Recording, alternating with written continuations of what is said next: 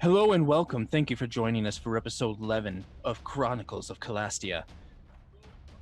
Last episode, we did a underground... I apologize. We did an underground tournament for Drexes as he smashed his way through 5 opponents to win, earning himself a ticket into Duke Drady's festival in just 2 days. When the session ended, our party had started to split up. Kavdin Yor had left the city of Drell, leaving with a tobacco salesman to his farm to try a special and rare tobacco weed that only he can grow. Subira and Julian left with a nobleman as they journeyed to his house here in Drell to hopefully cure her case of insomnia. He was impressed by her performance in the bar for the celebration of Drexes' great feat. And that is where we begin our session now. Subira and Julian, you are with the nobleman walking through the streets. He's very drunk from the festivities. He turns and looks at you all. If you just go like 3 streets on the right, and then we'll take a left at the intersection there, and we'll go up about 2 more streets, and my house is on the left. You'll see it. It's just take your time. Point it out as we go. Coming with us? Yes, you guys were you guys were holding him because he can't walk very well as he was guiding you to his house. That's right. Yes. Well, lead the way, drunk man. Come on now. So he starts taking you through the streets. A few times he has to stop because he's just like, oh, hang on. I don't think I might lose something. But he manages to keep his composure and hold it all in. You make it to the first intersection after walking down 3 streets on the right from the cozy sheep's foot, excuse me. And then he starts to stumble a little bit, and he's like, all right, we're gonna take a left here, and we're gonna go up the street. A couple streets, okay? You're the one leading, don't worry. All right. Well, I hope my legs don't fail me. That's what I'm here for, don't worry. Stay awake and we carry you. So you continue down the street, and eventually, after about 7 minutes pass by, and you come upon a house, and it is draped in tassels and banners that match the color of his clothes. They are purple and gold. Oh, right here. This is my house. If you want to kindly open the door, please. Of course. Do you have any guards or a key to open the door with? He starts rumbling around in his pockets, and it takes him a little bit, and he finally procures a key. Right, here's the key. We can get in. The door shouldn't be locked. My wife and the maid and my daughter are all home. It's not too late in the day. Just want to make sure that we don't just walk in unannounced or anything. So, no, it'll be fine. Just take me up to the door, please. All right, as you wish. Right, as you walk up to the door, it is a heavy. It's made out of a heavy wood. You can see that there's an ornate door handle with a lock. You slide the key into it just fine, and the door unlocks, allowing you to step inside. Oh, thank you for bringing me home. My daughter's room is just upstairs. The maid should be upstairs with her. Just inside the foyer, there is a chair which he slumps down on and closes his eyes. After a few seconds, you begin to hear him snoring heavily. That makes things a little easier. The interior of this house is very clean. The floors are made of marble. There are cabinets made of a beautiful dark wood that line all the walls within the foyer which are filled with expensive looking china, trinkets, and some books, old and new. Upon closer inspection, you can tell that they're first editions even. You can tell that this family wants for nothing and most likely have never had a care in the world. Also inside the foyer, you can see a set of stairs that are leading up to the second floor. Hugging the right side of the room, they ascend about 10 feet to a landing and then turn left. What do you guys do? Is there anybody else around? No, there is not. There are some candles lit, and you can hear upstairs. You can hear very, very, very quiet and muffled. You can hear like a light sobbing. Oh, now that's sad. Let's go fix that. But down in the foyer, there's no one in the room with you except for the nobleman. Kind of like laying down into his face, and I kick his boot Okay. to wake him up. It does. He kind of like jolts for a second and he opens up one eye and looks at it. He's like, what? No, don't worry. We're just taking care of you. You said your daughter's room was upstairs. Yeah, it's upstairs and across the hall. You can't miss it. No? Follow the sobbing. I'll keep an eye on him while we go upstairs. But yeah, I'll follow. Okay. All right. You ascend the stairs. And as you reach the top of the steps, you can hear some crying coming down from the hall. You can hear a lot more clearly than before. There's a closed door opposite the stairs, and you can see a light pouring through the cracks of the door frame. Off to your right, you can see two different sets of doors that are both closed. And off to your left, you see one.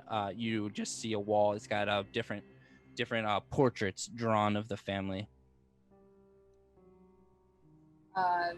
Knock on the door. All right. You go across the hall and knock on the door. Yeah, where the crying is coming from. Okay. As you walk across the hall, the crying becomes easier to hear, and you can hear what sounds like someone going, "Shh, it's okay, child. Shh." As you reach the door and you knock on it, you hear the voice that was just saying, "Hush." She goes, "Come on in." Do you open the door? I'm gonna do a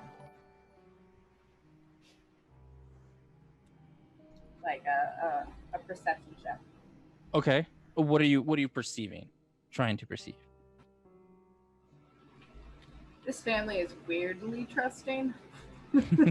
Very weirdly trusting. Yeah, it's got crazy family written all over it, so Okay. Well, so are you trying to find like a clue to something? Are you trying to find any excuse to, or I guess an explanation to why they're very I don't trusting? know, are my cat senses tingling? You know what? I'm going to. What? I'll wait a second. Okay. I'm gonna do detect magic? Sure. Okay. Yep, you cast Detect Magic, and magic is sensed within the room, and you can kind of feel it coming in. You can feel it coming in through the other rooms as well. You see like a dark purple color coming from the bedroom.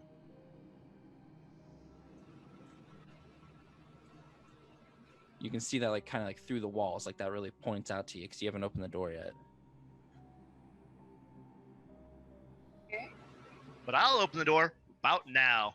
All right. Julian, you open the door. The room is dark and cold. All the hair on your body just kind of like starts to stand up on end. As he goes to try to open the door, like, Oh yeah, I'm just gonna go. Just push the door open. wait. So you're both bursting through the door? No. I'm going to burst in there. I'm going to let her stand back. Okay. I Yeah, have the magic rogue ability. Try to stop. You could give me a strength check to try and stop him from opening it.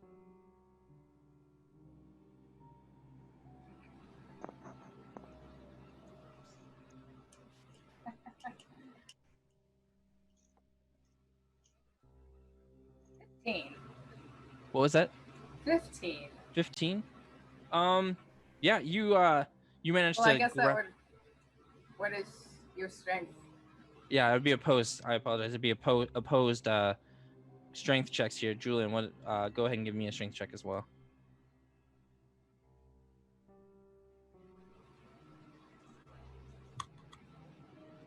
Yeah, no. I think a 6 is what I got. Okay, Julian, you start to go to throw the door open, but Subira catches your hand and stops you from opening the door. What do you do? There is hella purple in there. Forgive me. I have failed my aura color wheel skill check. I didn't study that at all in not spellcaster land. So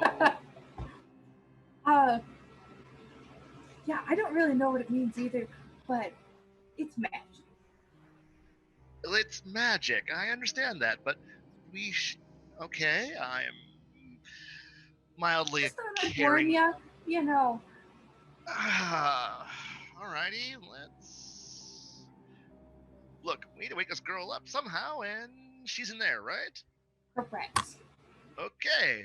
Well, I'll take point, and if worst comes worst, you can drag me away.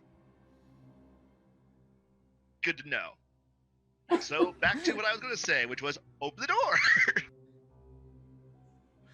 Okay, Subira, do you try to stop him this time, or you let him open it? No. Okay. I don't try to stop him. Okay. She can stand back at least, and let me take the full blunt of whatever's going to hit me in the face. Okay. Are you opening the door normal, or are you still going with the throwing it open? Hello type of opening. Okay. Yeah, you throw the door open, you walk inside, you do your flavorful hello. Hello there, greetings, little one. Looking around, see if I can find the maid and the kid. Okay. The room is dark and cold. All the hair on your body starts to stand on end. It looks like a very normal girl's bedroom. There's a bed in the center of the room, up against the southern wall. There's a small girl tucked under its sheets. There's sweat dripping down her face, and you can see a maid that's wiping the sweat from her brow, and she just keeps going, shh, oh, shh. She immediately stops, though, when you throw the door open, and she's just like, oh my god. Oh my gods. I heard that you had a child that was sick or not wanting to sleep, and we're here to help. Oh, you gave me a scare. Our job. Oh, it's so good to see that the master saw fit to try and get some help for this poor child. My name is Kelrea. Pleased to meet you. And she wipes some sweat off her own brow. What immediately stands out to you about her is that she has horns that are sticking out from her auburn hair, and her skin has like a lightish red tint to it. and the room kind of gives off like a smell of brimstone. Well, some people have eccentric hiring tastes, I guess. I'm not gonna judge. So then, are you all doctors? Can you help? Are you help this poor child's affliction? One moment. Why, yes. Yes, I am a doctor. I'm not a spellcasting doctor, but I am a doctor. Oh, good. Maybe you can tell me what's wrong with her. Please come on over here, doctor. Well, I'm sorry. What was your name? Marcus LeBlanc. Pleasure to meet you. Yes, Marcus LeBlanc. It is the pleasure is all mine. Please, what do you see? Well, first off, I thought we were here to entertain and lull a girl to sleep. That's what the master said. But let's see what I can do as a cursory. Yes, it started off as her not being able to sleep, but here lately it seems to have gotten worse. all right. She's been sweating awfully terribly, and she's been fidgeting around a lot and saying weird things I've never heard before in a language I don't know. Now, come on. Just give me a second here. Medicine check. I assume will a 19 do anything? You look her over. You put your the backhand of your backhand on her forehead. She's very, very hot to the touch. You look at her eyes; they're very dilated, and when you open her mouth, her tongue doesn't look swollen or anything. You can't see anything unusual inside her mouth. She is breathing rather raggedly. And when you touch her, she kind of like twitches and fidgets a lot.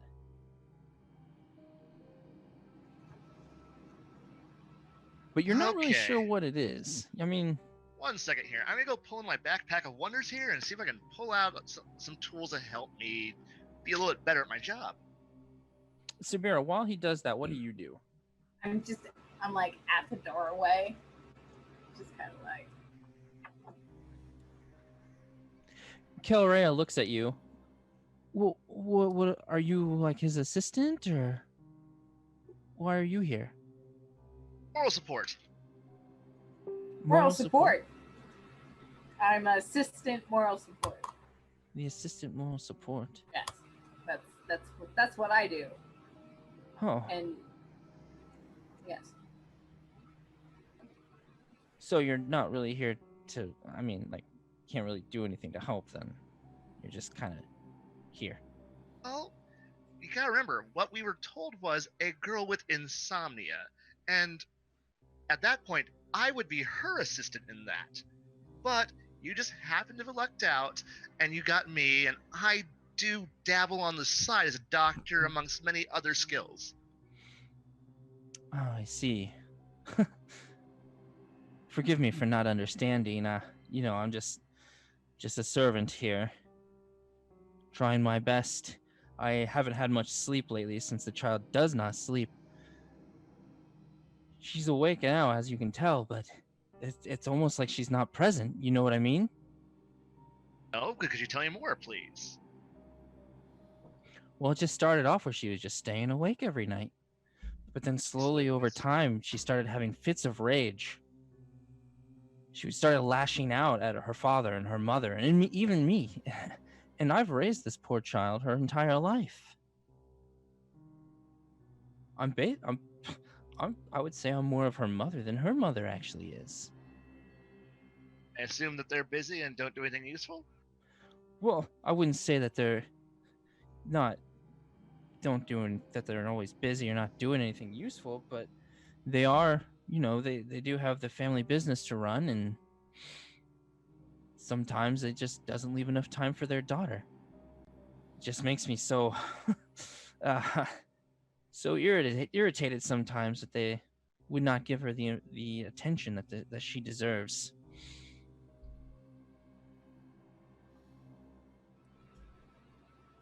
All right, I'll try this again. Let's see what we can do here now that I have my toolkit out. And what all do you have with your toolkit?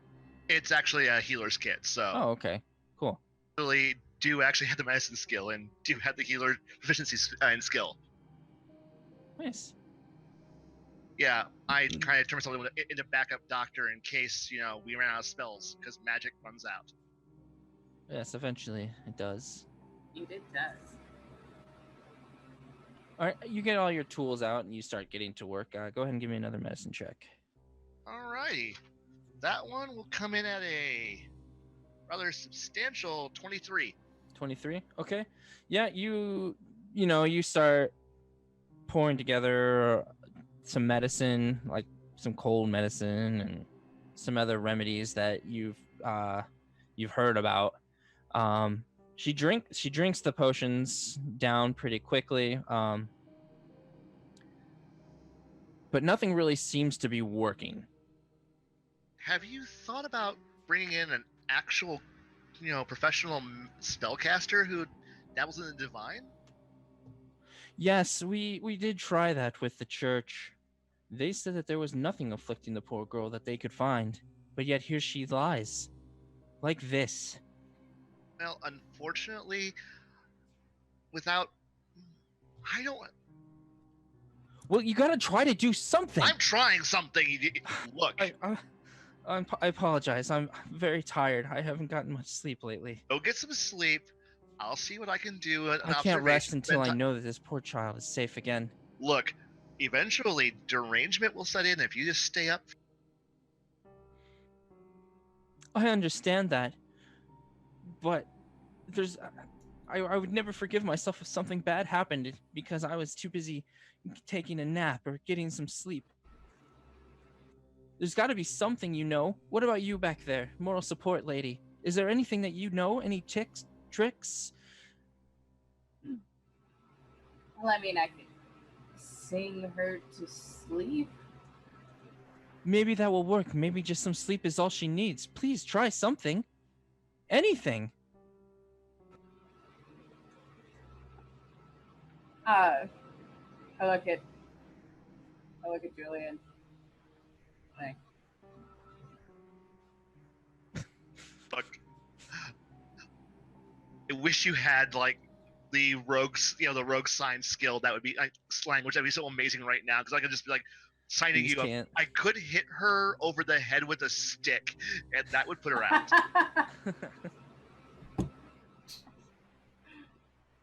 Oh,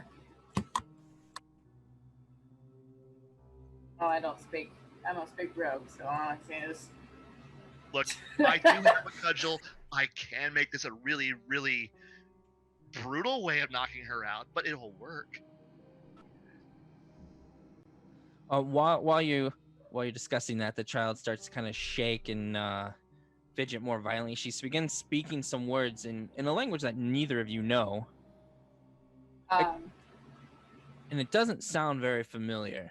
Can I do comprehend languages? Sure. What was it you're doing? Comprehend language. Comprehend language? Sure. Absolutely.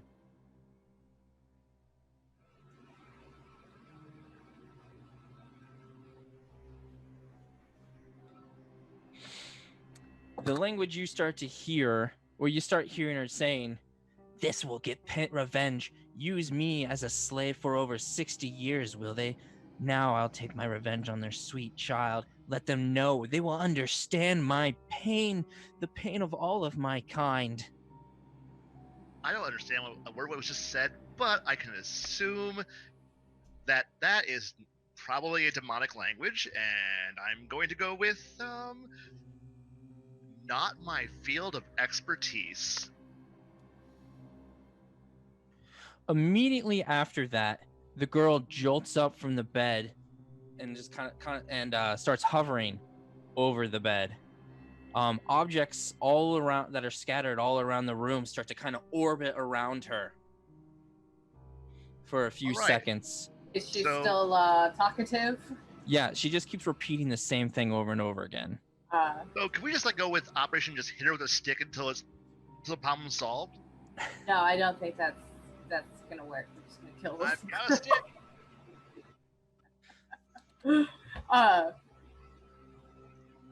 It's stick. I ask her, who who she is. What? So with comprehend languages, you can understand it, but you can't Right, speak but I it. can't. So Alright. are you just asking in common or?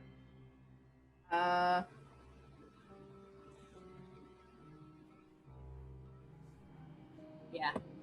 Okay, yeah, you asked that in common, and the girl before, she was just kind of like staring blankly, like towards the door, but then her eyes lock in on you, and you notice that her eyes are completely glazed over, and right, and as she locks onto you, I need a dex save or acrobatics if you prefer.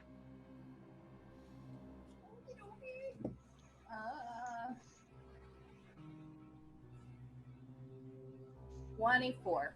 All right, one of the objects is it's a like a little toy horse gets thrown at you, and you manage to duck down beneath it. Right before it hits you in the face. Okay. Roll for initiative. 12. Okay. I have obviously been caught out completely off guard with a mighty 7.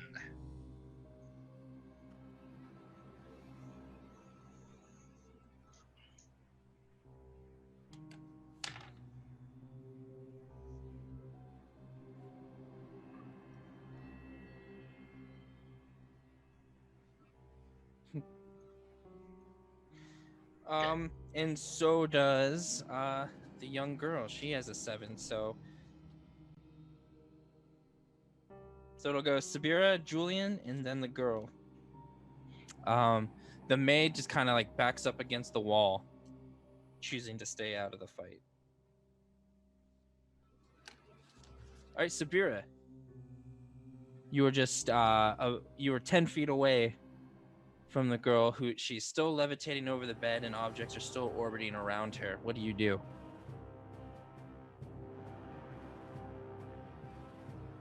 Well, this is a bit unexpected. To say the least. Just a hair. I look over at Julian. Any ideas? Hit her with a stick until the problem's solved? You can't just hit her with a stick? I can! Ah!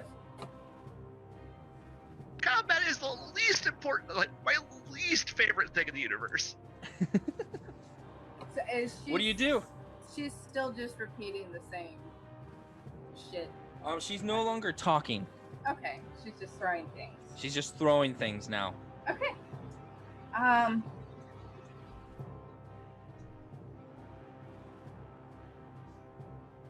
I've got an idea. Go for it. On my turn, I'll do it. Oh, that's right. It is my turn. Yeah, it's your turn. All right. I'm gonna need to cast detect magic again.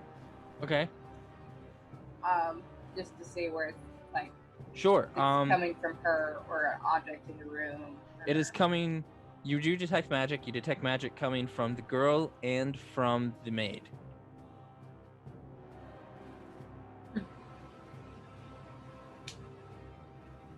Okay.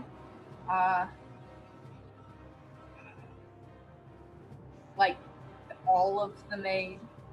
Or Yeah. is it like pinpointed? Yeah. No, it's just Okay. it's just an aura surrounding her. Gotcha. Julian. All right. My plan is simple. I'm going to tackle the girl, pin her to the ground, and just like sit on her because I can do that. Okay. Cool. Give me an athletics check. It's an opposed one, so that way you're seeing right, you know. All right, nat 20, so 28. Nice. Yeah, you jump up on her, and you grab a hold of her and you pin her down onto the bed. Okay, no throwing things. You got that? The eyes snap onto you, Julian. I need a will save, please. Ooh, that's not a good one. Will a 19 do it? Yes, it will. Good. Very nice. Don't ask for that again. That was a good luck roll. Subira, your turn.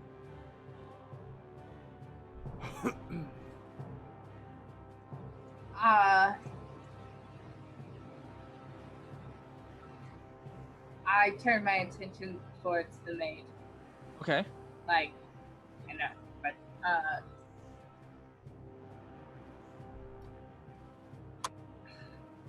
So in combat, are you trying to talk to approach her? No, at this time, I'm just gonna like approach her. Okay. And see if that does anything. Okay. So like you just walk up to her.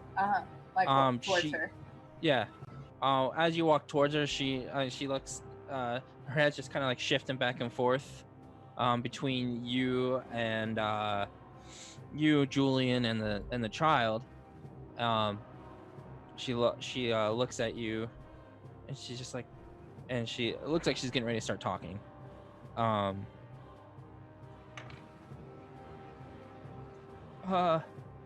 Yes. How can I help you?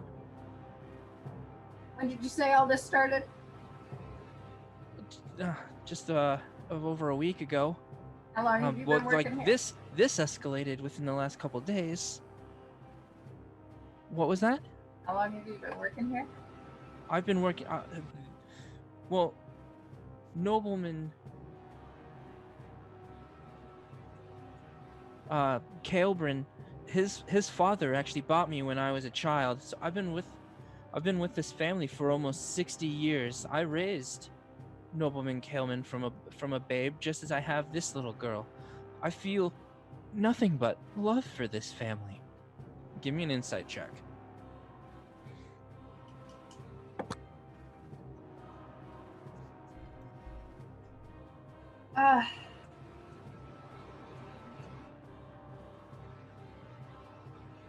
Four. You believe that she's very genuine with what she's telling you right now.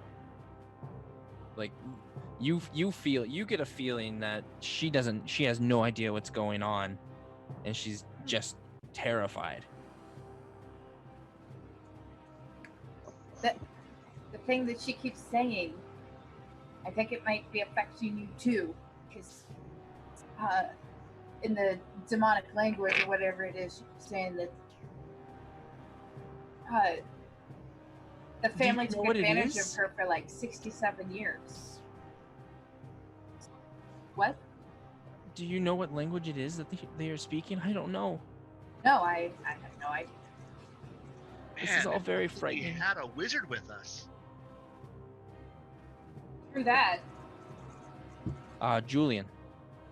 Oh, me? Back to you. Yes, sir. Yes.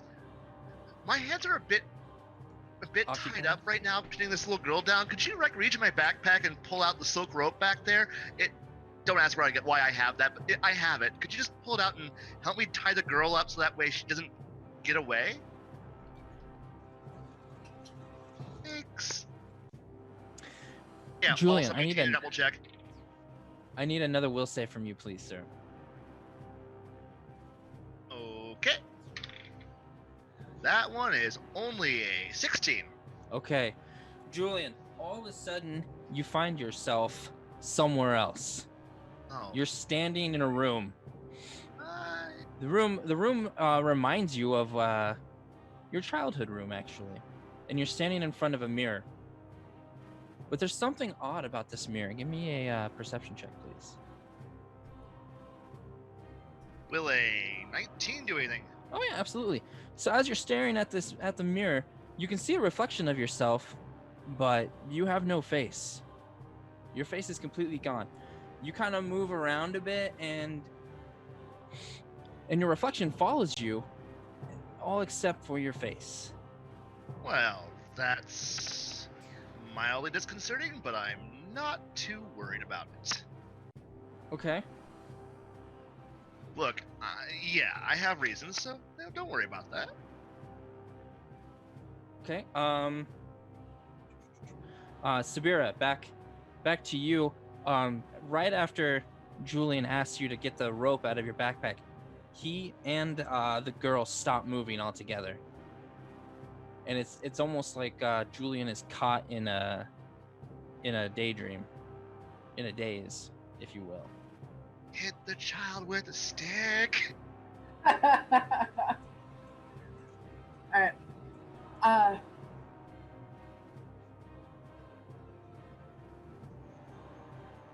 Hey, buddy. Nothing. Yeah, nothing. Him Neither of and them. the girl? Neither of them react to it at all. I start tying up the girl. Okay. So you go to grab the rope then out of his Yes. backpack. So that'll take a full action. Gotcha. Okay. Julian, back inside. Back in your little world.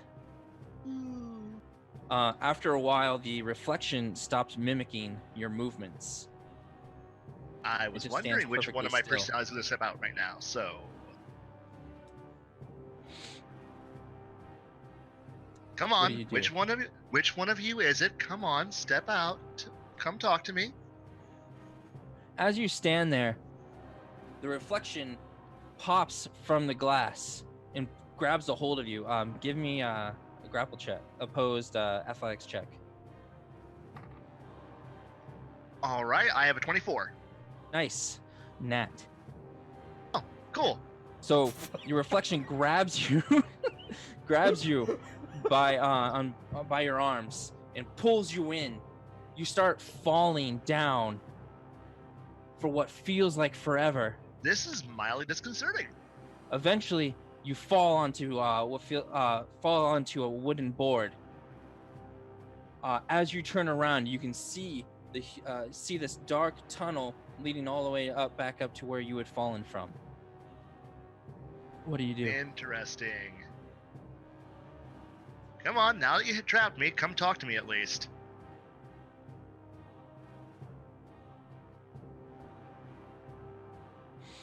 I guess we're not going to talk.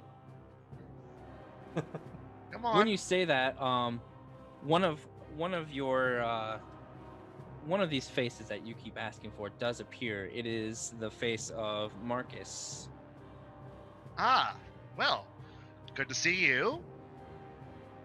What is your name? I don't know.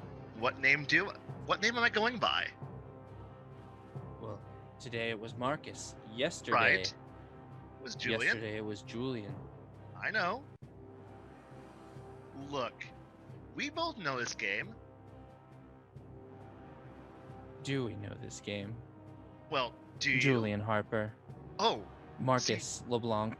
you're the one playing in my mind, so obviously you're faking out who I am, or we both know the answer to who I actually am.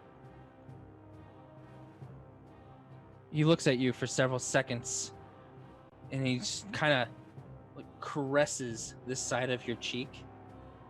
Hmm? Give me a con save. Oh, that's not a good one. Will a 15 do anything useful? 15, you will take half damage. Oh, goody. You take 9 psychic damage, Ow. but halved. No.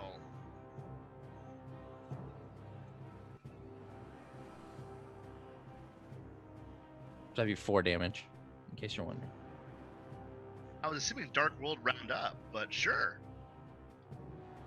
Nope, it always rounds down. Subira, back to you. You now have retrieved the rope from Julian's backpack. Okay. What do you? So now you start That's a tying full her, action, trying right? to bind her. Yeah. When you Time I touch, up. what? I'm sorry. You better just tie my ass up. When you go to touch the little girl, I need a acrobatics check. Oh boy. Natural 20. Nice. Plus.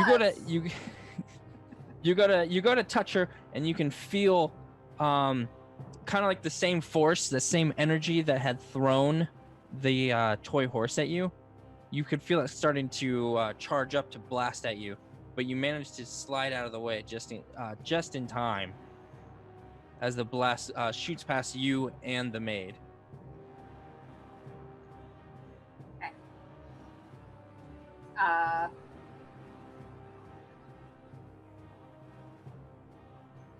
Did I get anywhere with tying her up? No. Do you continue trying to tie her up? Yeah. Okay. Yeah, you start to tie the rope around her left wrist, her left wrist, and start slow. Are you tying that to the bed? Are you trying to tie her hands together? Oh, she's still on the bed? Yes, she's on the bed, Oh, grappled okay. by Julian. Gotcha. Yeah. I tie her to the bed. Okay. Yeah, you tie a knot around her left wrist, and then you tie it around her bedpole. Back to Julian. Oh, Oh, I look okay. at the maid. And What's that? I look at the maid. I'm like, hey, you can help? Do you need help? Let me help you. And she rushes to the other side of the bed. Toss the rope over here. And you toss it, and she catches it. Julian, back to you. Look, you and I both know in one important thing. True names mean a whole lot. So you're trying to get what is important to me, and I'm not going to give that to you. But do you even know who you really are? Who I really am was wiped out by the government a long time ago. And when you say that, the platform that you're on kind of raises up and goes up to another faceless body staring at you. Let me guess, you want my true name too? What is your name? Give me another con save. Ooh, 17 this time. Doing a little better. Ooh, nice. All right, you will take half damage again. 11 psychic damage, halved, so it'll be 5. You know, if you kill me, it won't do anything. Well, no. How can we kill someone who doesn't exist? Ooh. You know, it's more entertaining if you watch me do things. What would you do? Come on, you're playing in my mind. Do you know what I've got planned? What I'm going to be doing tomorrow night? Listen, Orson Mendelson. Oh, I don't know how that one. Ooh, I'm gonna keep that name written down. Yes, I do know that one. We are all trapped in our own web of lies, just as you are. And we hope that one day you will realize the error of your ways and rise up to what we know you know you can be. Oh, you mean no. That's a surprise for later if you really know what's going on. And with that, the platform raises once again.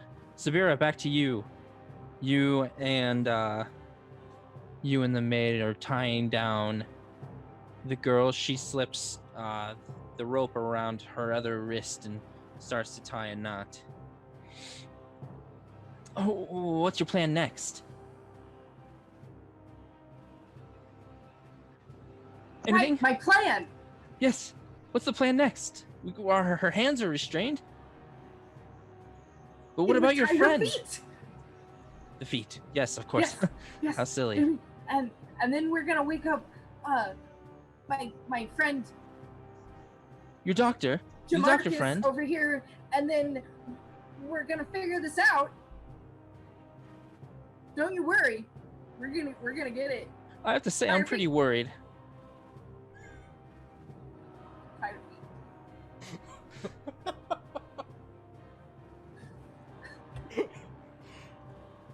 Back to Julian. Wait, do Subira and plans go in the same sentence usually? She's like, wait, what? Julian, you are getting closer and closer to the edge of your hole. Of your, All right, other me's and or I don't mean like that. Like you're climbing out of a hole. Chill out. No. Hi there, other me's and You're getting closer and closer to freedom, sweet freedom, from these Not really. from these mind games. It's eternal servitude. That's what we're all in here for. Do you try anything? Are you just along for the ride? Look, at this point, it's a mind game, and I understand that I am not the one in control at this point, possibly, for now. So, until those little beasties tell me, who are faking my own names, which, okay, cool, they're using my own disguises, so... I mean, these are all my aliases, and they want to try to, like, intimidate me with myself? I am the scariest person in this entire room, so I'm not worried. Okay. So as you do nothing, nothing happens. Oh, good. Go ahead My and give me a will Inquisitors- save. Are my Inquisitors that bored with me already?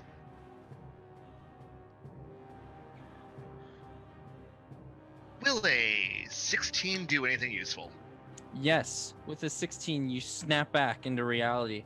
You're on top of the young girl, who stares menacingly at you. You can see that her hands are bound to the bed now. You can see Subira off to your left, freaking out about some kind of plan with feet and ropes. You can see the maid has actually been helping her try to restrain this child. Well, I'll teach you how to tie better ropes around people, but sure, this is a good start. You're awake! Yes, I am. By the way, I'm going to reach down to the little girl and kind of like look at her and go, you need to do a little better next time, okay? And she replies something back to you that you don't understand. And Use Subira, you hear it. Languages Yes. last for an hour. Yes, you hear it, and it says, one day you will see the error of your ways. I pray that you make the right decision. If by error of my, I need a translation for that. Yeah. She's changed what she said now. She's telling you you're gonna see the error of your ways. Look, if overthrowing the Imperium is the error in my ways, I hope I fail. Or I succeed. Either way. Subira, give me a will save, please. Oh.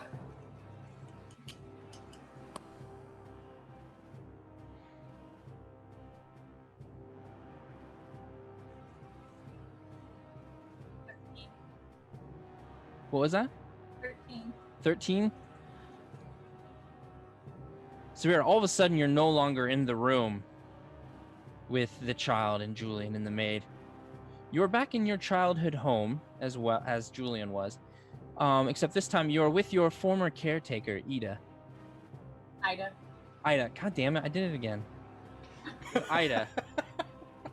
You're with your former caretaker, Ida, and you are once again a young manticora cub, and she is giving you a bath, and you can just overwhelming sense of nostalgia and love can just be felt. It almost brings a tear to your eye. Do you do or say anything?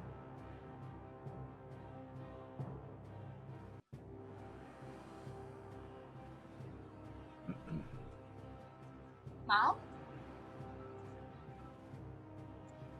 Yes, dear child. What is it?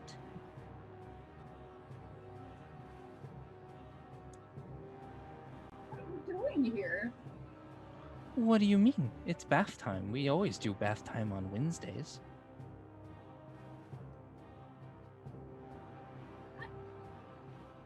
You were out playing in the mud again as usual.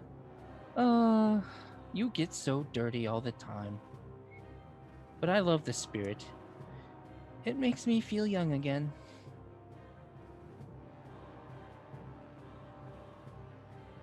But how did I get here? What do you mean? You were left on my doorstep. Not just a few years ago. And I've raised you as my own ever since. What do you mean, how did you get here? Are you okay, child?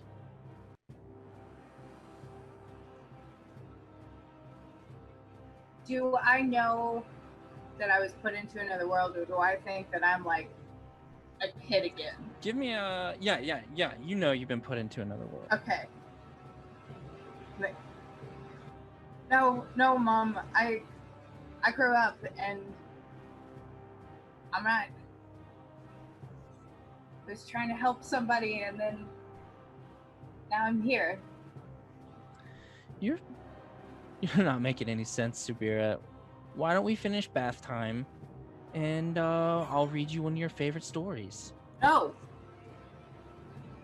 What do you mean, no? This is wrong. This is wrong. And I gotta get out of the tub. Do you try to get out of the tub? Yeah. Yeah, as you try to get out of the tub, she like forcefully tries to put you back down into the water.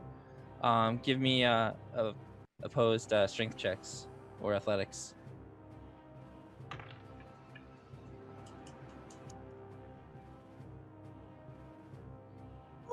And What was that?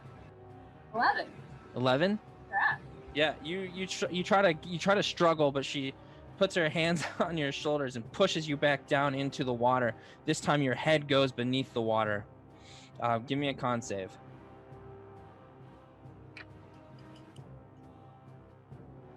Oh.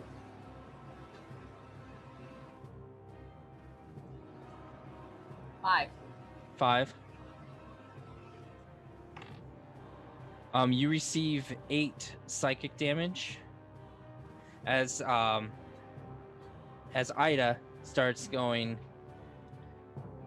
"You don't exist in this world! You don't exist in this world! Just die, you little cretin!" Back to the other side.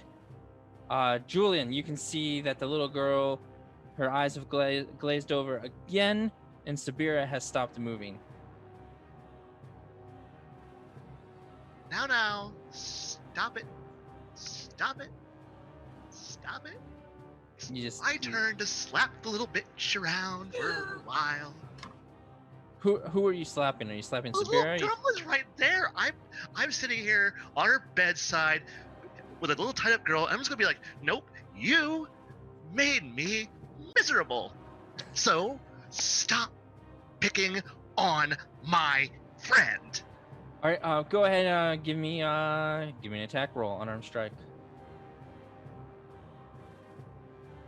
I assume a defenseless girl who's tied up will be hit by a 13.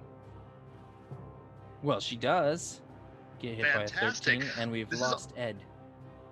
This is all subdual damage, by the way, just so you know. This is just a Non-lethal. 1 hit point slap. Okay.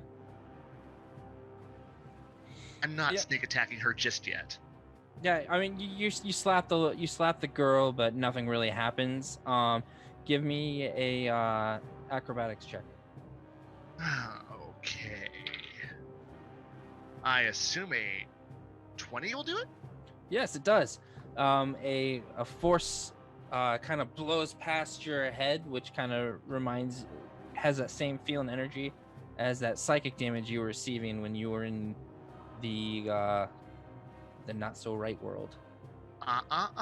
Don't make Daddy get the dagger out.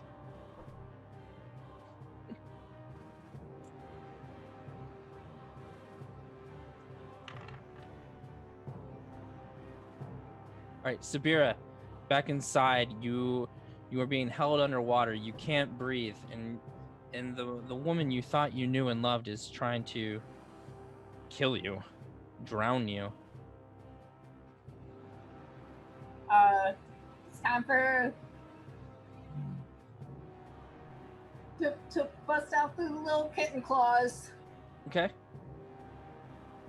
You find that you are no longer a little kitten now that you're being held under the water. You are back to your normal age and size. I'll go ahead and give me an attack roll.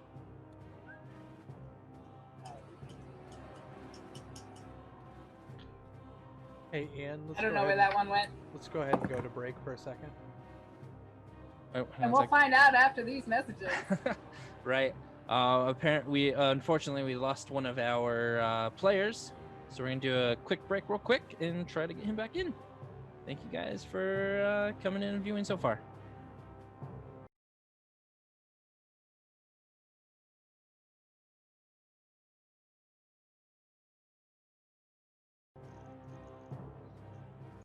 All right. Sorry for the impromptu break there. Unfortunately, one of our players' internet connection crashed.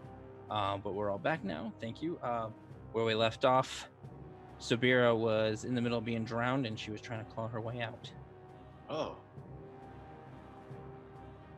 All right, so go ahead and give me the your attack roll, please. 17. 17. That is a hit. Oh, claws.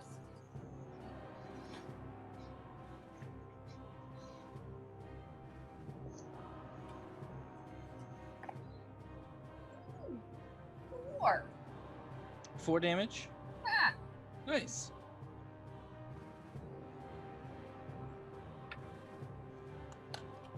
All right.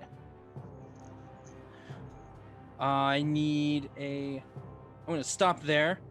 I'm going to need a opposed initiative rolls between Brad and Matches, Ed, or Drexes, whichever one of you want to step up for your group.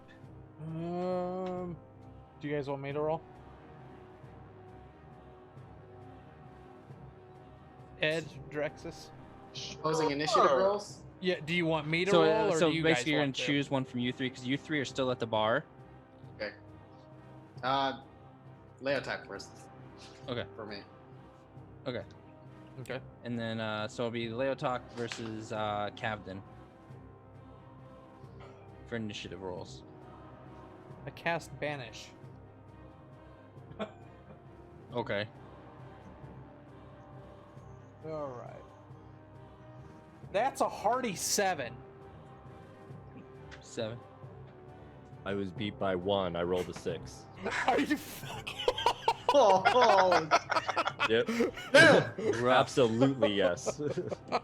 You sir, stay away from casinos. That doesn't bode well for me for like the section where I'm buying tobacco or whatever. Like that's, oh man, bad rolls all around. Okay. Back at the bar. Everybody's still partying, having fun, having a great time.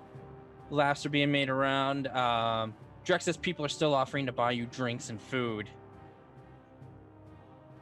Do you accept? You're feeling pretty good right now. You've got that winner's high, and you are drunker than a skunk. Yeah, of course, might as well. We're celebrating. It's like more, yes. Hey, you over there, more, yes. Yeah, everybody keeps clapping you on the back. You get two or three more flagons are kind of thrusted your way.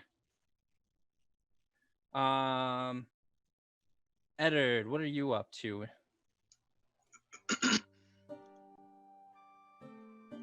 looking in disappointment at Drexes. Just chugging all this alcohol. You should be celebrating your victory, you know, in the light of Corian. Not with this dirty water.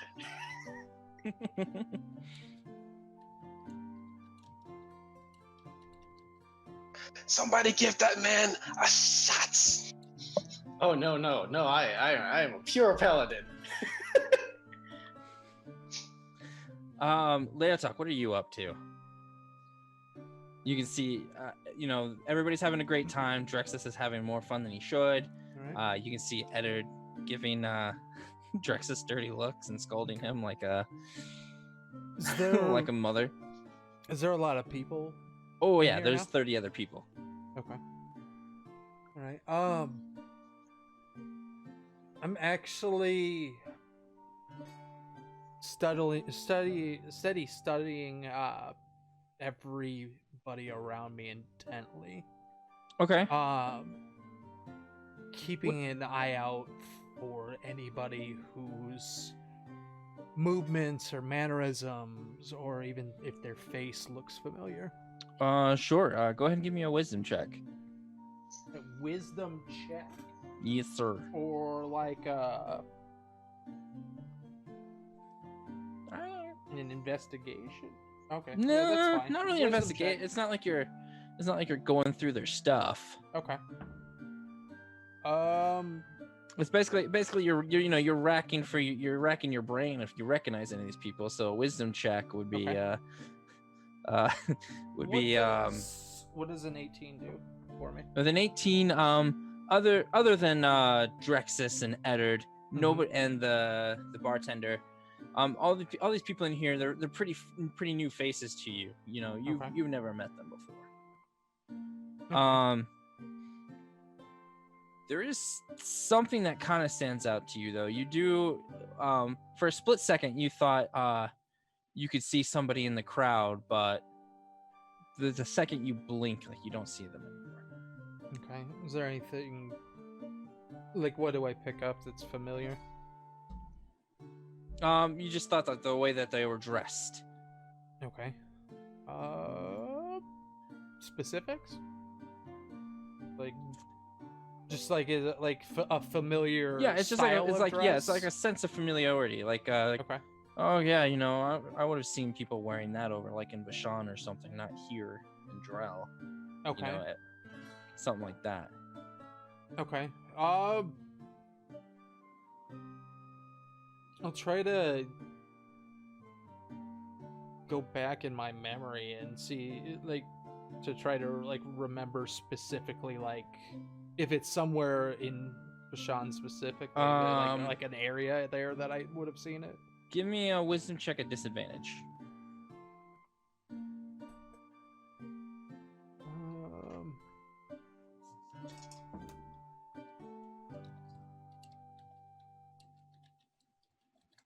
So one of them's a nat 20, and then the other one is a 21 after modifier.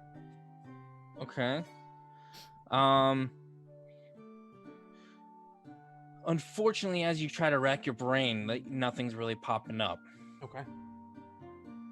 Yeah, it's almost like you're trying to. The harder you try to grasp on the image and the memory, the faster it slips away from your fingertips. Okay. While you sit there and ponder that, Ed, are you doing anything other than disapproving of Drexes's fun? Did I ever notice Subira and Julian leave? Probably not. Give me a perception check.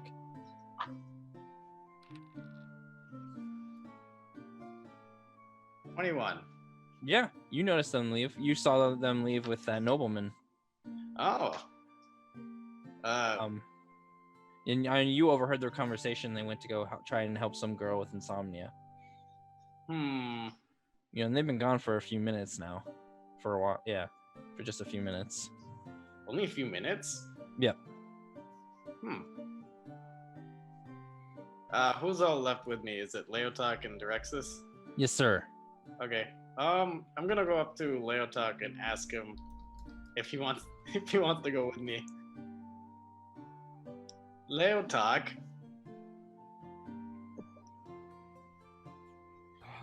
Yes, Ed. Are you okay? Yes, I'm fine. I don't remember you drinking anything. Because I didn't. Okay. I noticed Subira and Julian snuck out somewhere with a man, a noble. Would you like to accompany them? Maybe see where they went? accompany them or accompany you? Well, maybe both. And what of Drexes? Oh, that's a good point. You should probably watch him. I'll go see what they're up to. Yeah, when you say on one of Drexes, you can see Drexes standing up on a table, kind of like dancing around, pouring drinks down in his open mouth. Oh, please. And several women are just like, take off your shirt.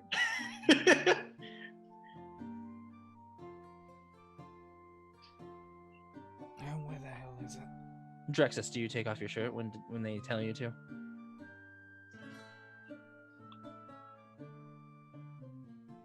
Wait, I can't hear you, Drexes. Oh, best believe Drexes takes off his clothes. Alright, so Drexes starts taking off his shirt per everybody's request. Some people are just like, oh no! By the light, I must leave now. Haters. Please watch him, Druid. Is he across the cabin from No, me, he's or not is too he far close away up? from you guys. All right. So I get up and I walk over to him. I kind of pat him on the leg for a second, Okay. and I cast Lesser Restoration on him. Drexes, you feel a warm light enter your kneecap, and you start to lose your buzz. You go from being pleasantly drunk to just kind of like, oh, Oh, right. You realize you've taken your shirt off, and people are just staring at you. Some with I hold hungry his- looks. I hold his shirt up to him. Put your blouse back on. Thank you, sir. Drexes appreciate you. It's mighty chilly in here. Yes, yes. Sir Eduard has a task for us. Oh, Drex's mouth is very, very dry. What tasks does he have? I hand him my water skin. Drink this. well, as soon as you're, hydrated, clothed, maybe we could go find the other two who went missing. Maybe Kavdin. I'm not sure where Kavdin went. But at least we can find Subira and Julian. Drexes does not remember much. We remember fighting. Drexes wins, and I wake up and you guys are, and it's cold in here. Where did they go? Is he still like slightly showing No, signs of being drunk, or is he He good? kind of like slowly reversed, and now he's back to normal. Now he's back to normal. Okay. Yeah. I reach up to help him down. Please come down from there.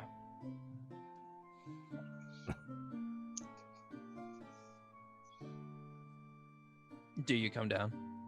Oh yeah, that was me coming down. Oh, okay. That was you coming down. Oh, okay. It's a small step. I'm coming down. He's coming down. All right. So let's go over here and talk with Eduard.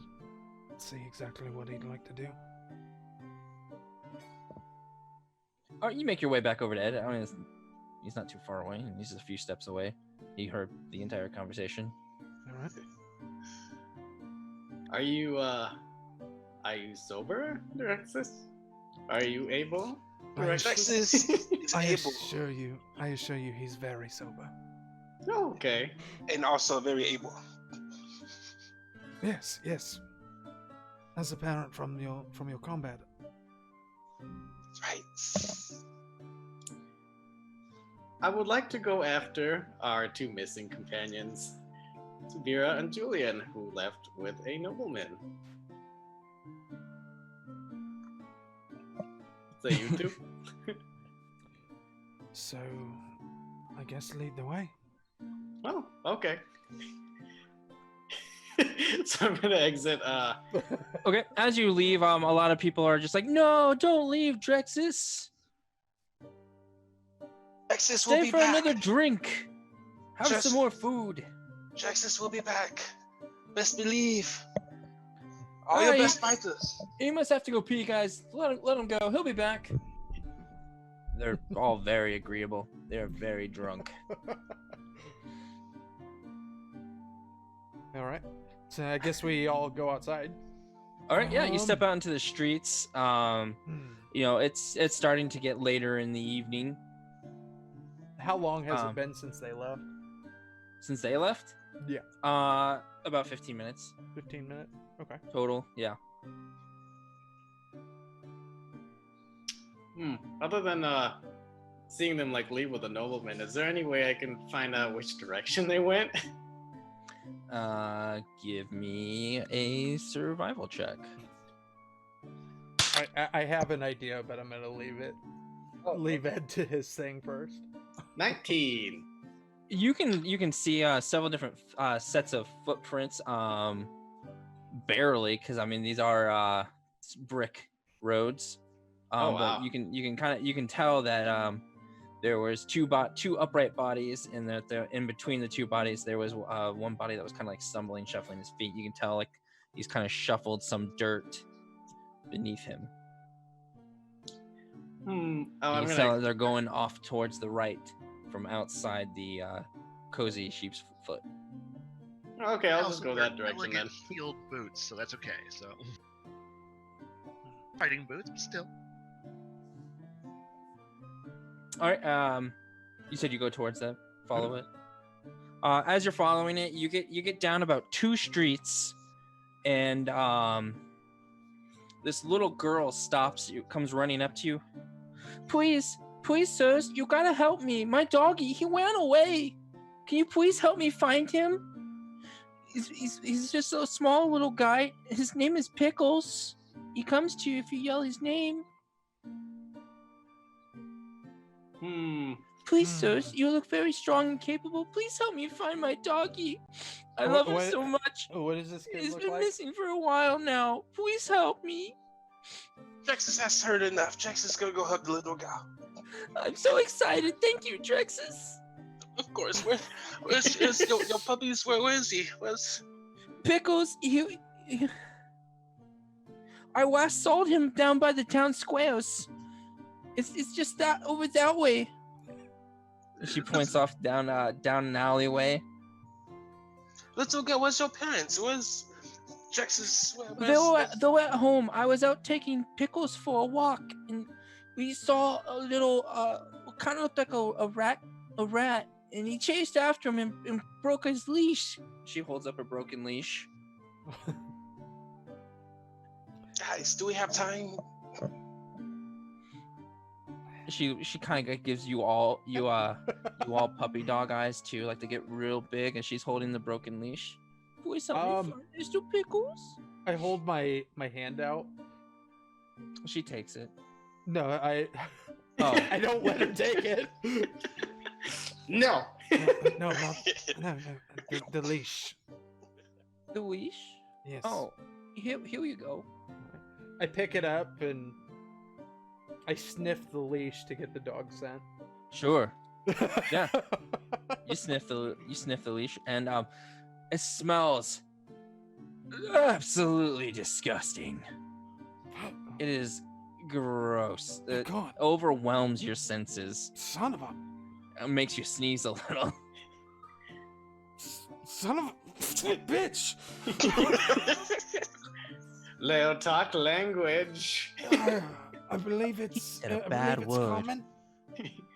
It's common, I believe. That's right. All right. So I start to, I guess, follow the scent. Yeah, and it leads you down this alleyway, and when you guys all follow him, correct? Mm.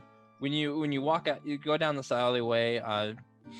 It doesn't take you very long, but you walk out into the center of the town. You see a big fountain with the likeness of Duke Drady, made cast in bronze. There's a fountain around it. with water. There are several people in town. They're out walking around. They happen to look at you guys and they're kind of like, "Ooh, my word. Could you believe the rabble that's just wandering into Drell these days? Quite ridiculous." "Yes, dear, I totally agree." "They'll just let anybody in." Are they humans? Yes.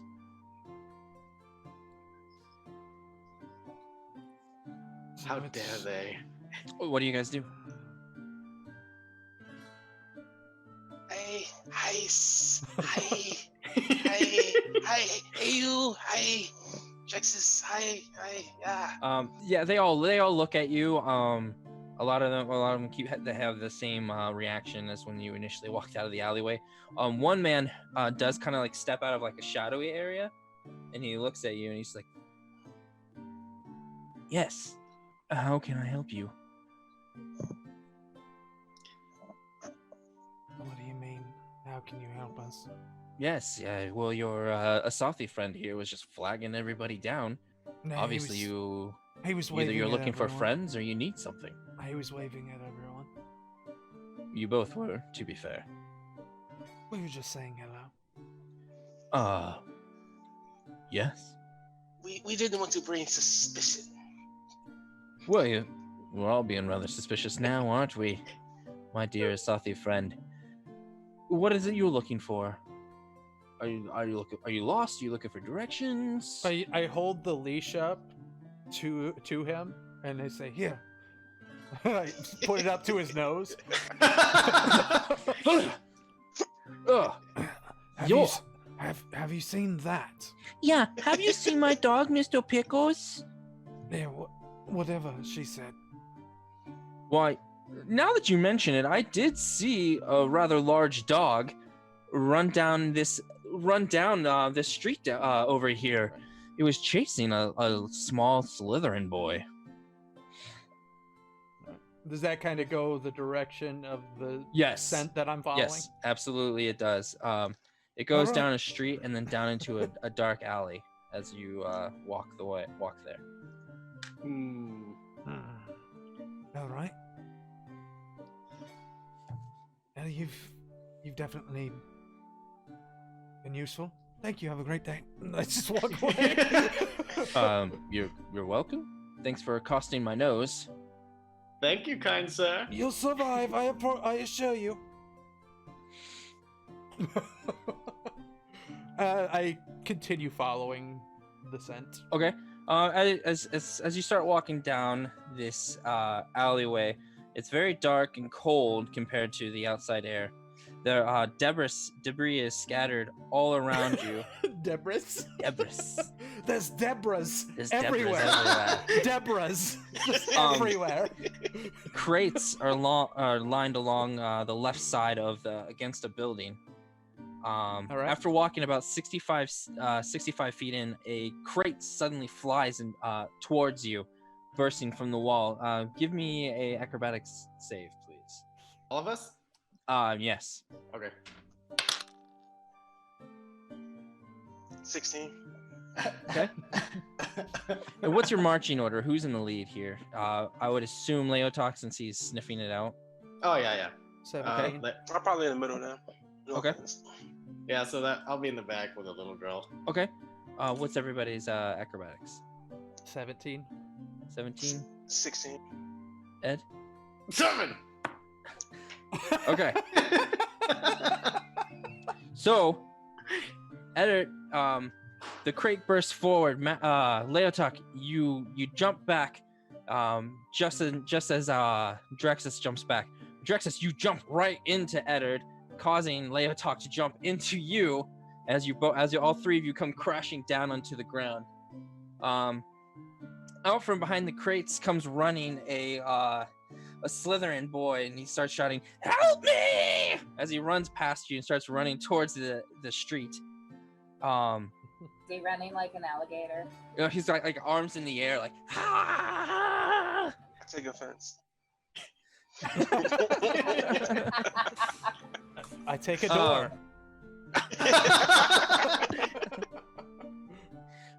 Shortly after that, a rather large dog with wings on its back steps out from behind the crates and sniffs and snarls at you guys. Okay. Roll for initiative. Okay. 1 second. 13.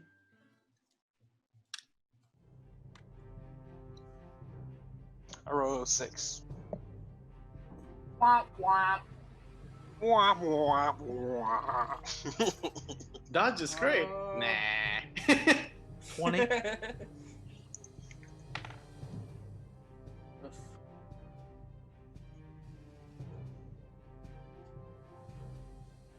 Leotahk? 20. 20. Alright, so the order is going to go Leotahk, Eduard, Drexes, and then the dog.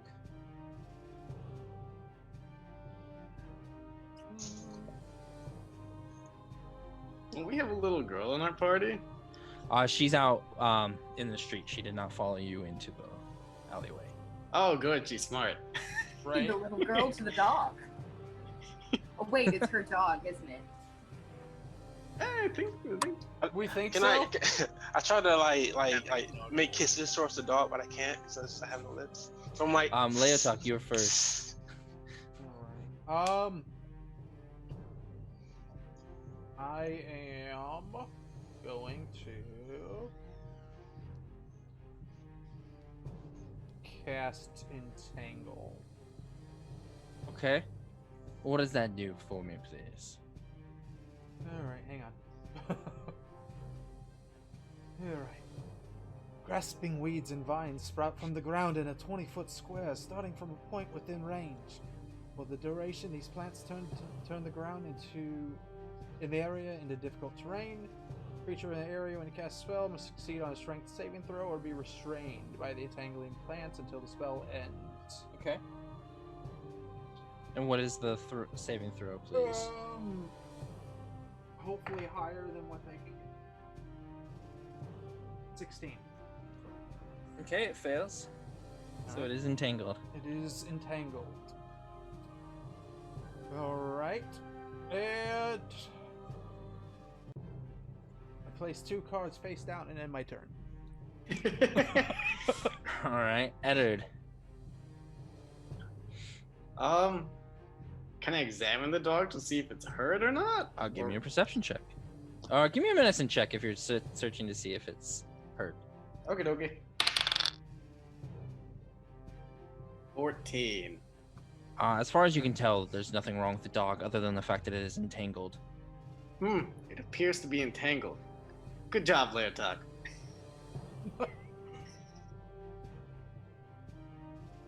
Drexes.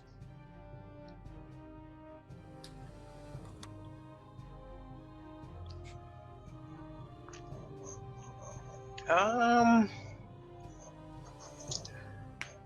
I pass? I don't really want to attack this little girl's dog. Sure, if you'd like to, yeah, absolutely. Do you like ready in action or anything like that? Or you're just abstaining from fighting? I'm thinking, I mean, yeah, I ready up, you know, I So like if it enters your threat square, it'll catch these hands. yes. Indeed.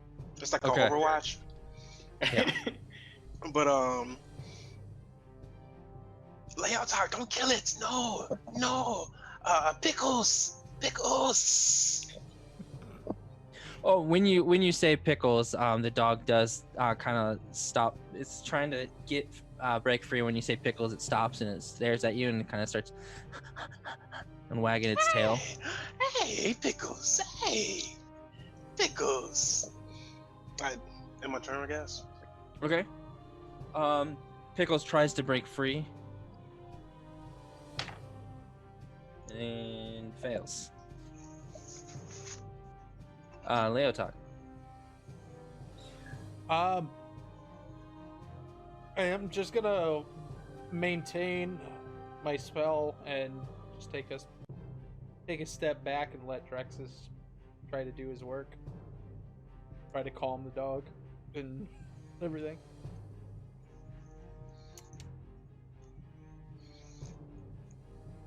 Okay.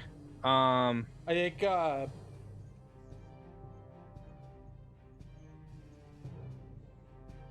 I'll prepare a cantrip just in case it breaks free and attacks. Okay, sure. Eduard. I don't have any crowd control. Drexes is going towards the dog, right? Trying to. Drexes is actually abstaining. He's just kind of standing there. Oh, okay. Well, I'm gonna go towards the dog. Okay. I'm gonna try to, apprehend it, even though it's Okay. already. Yeah. Sure. You start walking through the tanglewood. You do have difficult terrain, so it does shorten your base speed. Oh, okay. So So you can only move 15 feet. And it's 20 feet away from you. So do you walk the full 15 or? yeah. Okay. Yeah. I mean, you start walking up towards it. Jeez. The dog, as you get closer, starts snarling at you, and it looks like it's trying to prep for an offensive Pickles, no. attack towards you. Wait, I just used up my only action, right? No, I mean you just walked. Oh, okay. Noticing that, can I just like ready my shield? Kind of like, Yeah, sure. I'm not putting my weapon out. I'm just readying my shield. Yeah, absolutely. I'm not hurting the dog, guys. Drexes, is your turn again. I walk up right there behind my Eduard. Like, Okay. Pickles. Pickles. Saying his name again. He does kind of leave that offensive position again, and his tail starts wagging. The more you call out his name, the more friendly he seems to start becoming.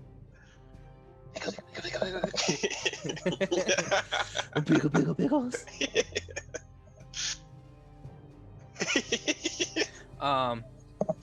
Pickle started to bite at the tanglewood, but unfortunately he's still not able to break free. Leotahk. Excuse me. All right. Calm down, Pickles. I just kind of keep my hands up, and I still keep my cantrip primed just in case. Okay. Now, Back to Eder. Do I see any water nearby? Because that's going to determine which cantrip it is. Give me a perception check. Cool.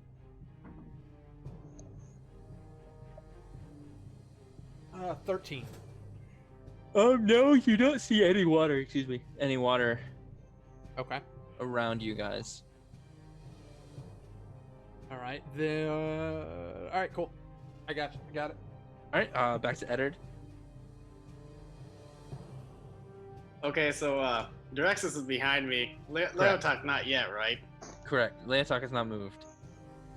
How does the dog look now? Because Drexes tried to call his Yeah, name. Drexes is over your shoulder like pickles, pickles, pickles, pickles, and he definitely seems a lot more friendly towards you now. Oh, so okay, I have 5 feet left. Can I go up to the dog and try to grab it? Not like surprise it, but just like come here, Pickles. Yeah, absolutely. Walk up to it and then give me a handle animal check. Okay. 8. Yeah, you extend your hand out towards the dog and it snaps at your hand. Ah! Maybe you should take this, Drexes. Drexes. I'm going to let me see. So first I tell Ed, I'm like, Ed, if anything happens, make sure the dog eats Leotahk. He can't die. That's not very nice, Drexes. So I'm gonna use a It's a very brilliant deduction. Assuming I'm doing this the right way, I'm gonna use. I have a minor illusion cantrip. I'm gonna make a. Can I like make a pretend ball? Something to take his attention off, like a ball or a toy. Yeah, absolutely. You could do that. Oh, a squeaky toy. Maybe Okay. something like that. Sure. Maybe,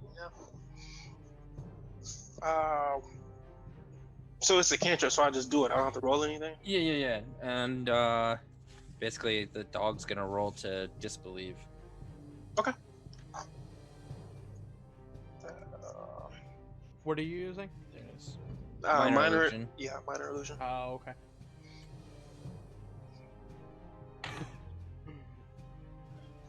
Yeah, you create what looks like a squeaky toy, and you squeak it, and it gives off that sense of a squeaky toy, but as Mr. Pickles watches you do it, for a second he kind of drool starts to slaver down his mouth, but then he shakes his head and realizes that it's a lie. Squeaky toy is a lie. You're a lie. Yeah. Oh. Oh. Okay. One more I don't know. time. Oh, do you do anything else? No, probably not. Okay. Mr. Pickles once again is gonna try and break free, and he does. Oh. Uh-oh. He takes a few more bites at the tangleweed around him, and he's finally able to break free. And he starts slowly advancing towards you, Eduard, snarling.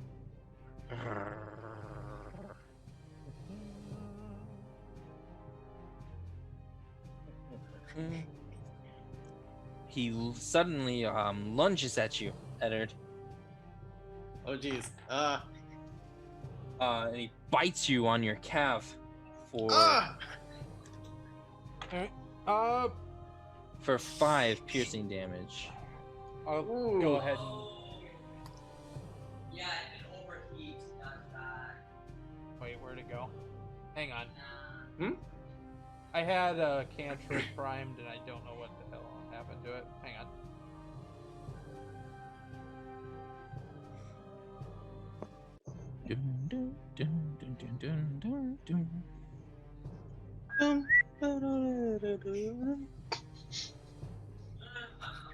You can tell her.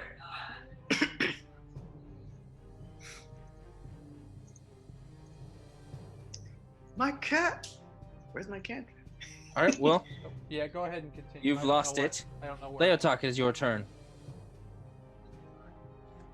Alright, I am going to cast Speak with Animals. Okay. And I'm gonna look at the dog and say,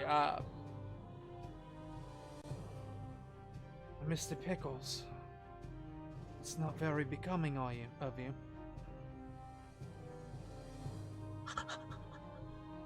Would you like a snack? Yes. What would you like? I would very much like a snack. Yes? Yes. Your thigh, leg, your arm. How about... Mr. Pickles is very hungry, and you look. I Tasty. take a piece of meat out of my bag. It'd be like a slab of salted meat. You have a slab of salted meat? Yeah, fucking everybody does. It's like Okay. it's like jerky. Oh, Yeah. from your rations. Yep. Okay. I actually pull out a couple of them. Okay. My leg. But I toss one to him. Well, since you cast the spell, you won't be able to toss it. Eduard, because casting a spell is an action, and then you have to pull the jerky out. I guess. That'll be on your next turn. Sure. Eduard. I have 72 bonus actions and I can't toss a piece of fucking meat. The sad life of combat economy, 5th edition. I guess I try to hold back being bitten in the calf by a dog. Like, I wish you didn't do that. But the dog was communicating with Leotahk, right? Like I saw that part. Yeah, you could. Yeah, you heard Leotahk start speaking something other than common. Then you Leotahk. heard the dog snarling back at him. Bark, bark. Leotahk, is this good? Is that a good thing? I don't speak dog. Bark, bark.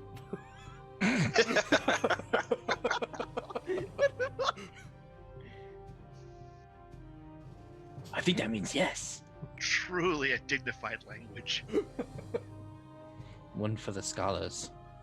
Oh, Bark, yeah. bark, bark, bark. I can tell Mr. Pickles is very intelligent.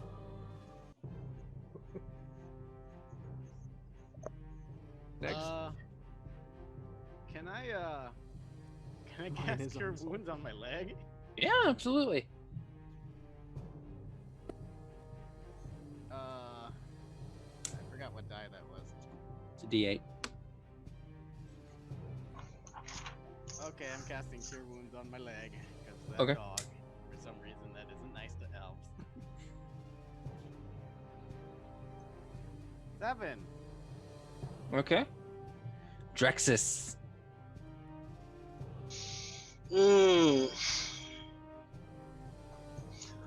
I gotta tell you, are you okay?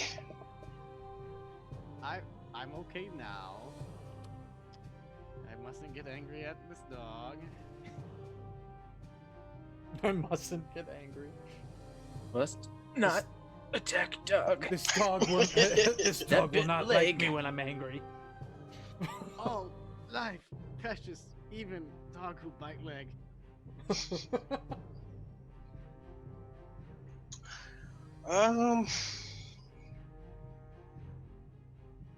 I'm thinking, can I use like animal handling to like Yes, absolutely. submission hold the dog type deal? Well, so like with animal handling, you're trying to calm it. Like you're kind Trying to of calm it. trying to use like your It's not at all Your- what Drexes was going for. He wants to slide in and put the dog in a rear naked choke, and he wants. You know what? I'll let you motherfucker if that's to what you pass want out. to do. I'll let you do that. You're gonna need to do an acrobatics, an athletics, and then a handle animal check. Because I want to see how this plays out. Okay, I'm game. Challenge accepted. Oh my fuck! What have I done?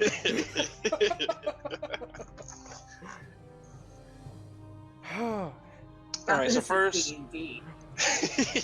Now hold on a second. let me write this down. Little PSA here. We here at Second Moon Games do not condone animal cruelty. We just want to make that clear. Kids, what you're about to see, don't do this at home. We're not gonna say anything. They're gonna want to use their imagination. You said acrobatics, animal handling, and Acrobatics, then athletics, then animal handling. Okay. Acrobatic. Okay, cool. I got you. All right, first one up. Okay. That's fun. All right, aerodynamics or acrobatics. I got an 8. Aerodynamics. You got a what? Drexes takes off into the sky. Fuck this shit, I'm out. I got an 8. You got an 8? Okay. Up, and Drexes. oh, hell no. So what are you going for a slide or are you going for a jump?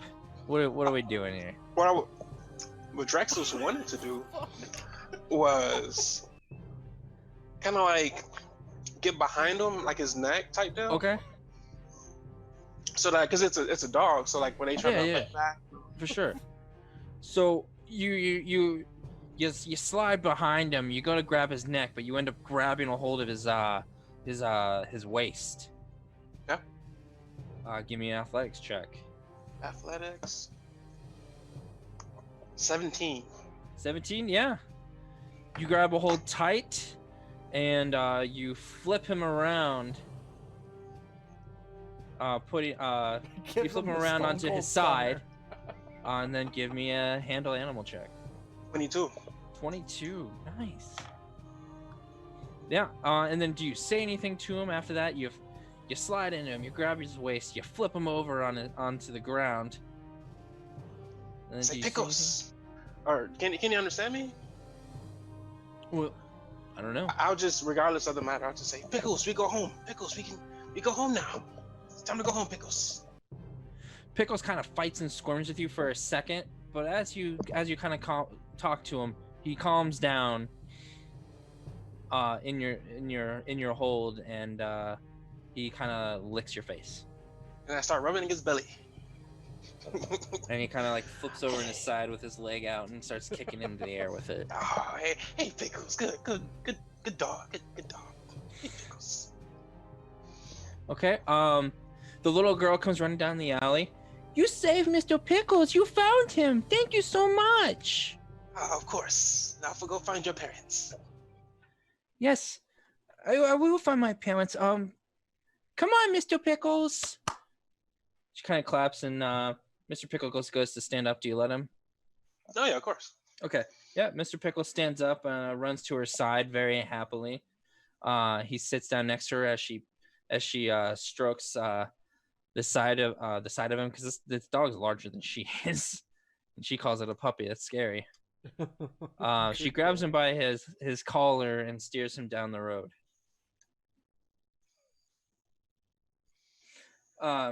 As she starts walking down the road, she's like, "Oh, wait a second! I should give you a reward first. Here, I'll give you one of my greatest treasures." And she extends out her hands, and in her hands she has a golden necklace set with 3 rubies. I take it. Valued at 1,200 gold pieces. I take it from her. All right, wait, huh? No, she was clearly talking to me. Yep, take it from her. Thank you. Now that's for you all to share, okay? It's all your gift. And for you, Drexes, I got a special gift for you. She walks over to you and she kind of like tugs on your shirt for you to bend over. And when you bend down, she gives you a big old kiss on the side of your cheek.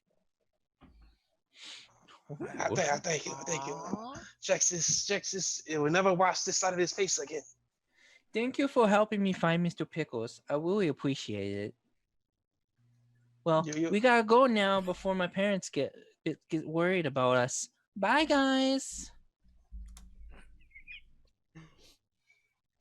Bye, little guy. Bye, Pickles. And you be good, Pickles. her and Pickles go down, walk back out of the alley. All right, on to Kavdin Yor. He's not doing any. Poor Kavdin. I'm going to buy stuff. Yeah. Kavdin, Kavdin, that good shit. You went back I wouldn't to be going an hour away if it wasn't dank. right. It better be the dankest. you leave a few minutes before all that just happened. You leave or 20 minutes before you leave, before all that happens, you leave the bar and you make your way back to the smoke shop. When you arrive, the carriage that the shop owner had told you about is indeed outside his shop and ready for you to go. He's sitting on there, and he nods your way and motions for you to climb up on the carriage with him. Do you accept? I do just that. Awesome. You jump in and he goes, well met, sir. I don't believe I told you my name before, but my name is Carrie Sterling. It is a pleasure to meet you. Likewise. Carrie, you said? Yes, Carrie. Carrie, gotcha. Well, shall we be off then, sir? Yes, indeed. All right. And with that, he hits the reins on his horse, and the horse begins pulling the cart.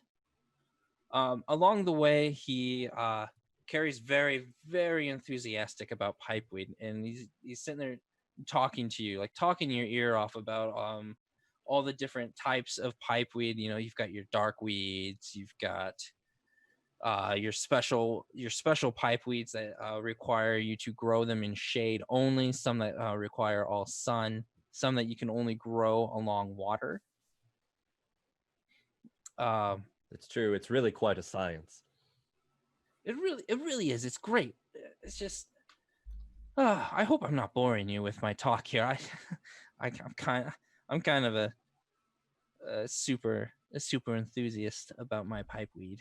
No, not at all. This is one of my longest standing hobbies since adulthood. That's so great to hear. We're on our way to my farm. My father actually started this business well over 40 years ago. And when he passed away just a few short years ago, I inherited it, and I hired some workers on to kind of help me with it. What's your favorite kind of pipeweed, might I ask? Oh, well, if I can get a hold of it, I'm quite partial to darkfire leaf. Ooh, it just quite a heavy aroma. It just hangs in the air very nicely. Oh, doesn't it though? And I just love the way it tastes after a long, hard day's work. Indeed. And sipping on a nice cold drink.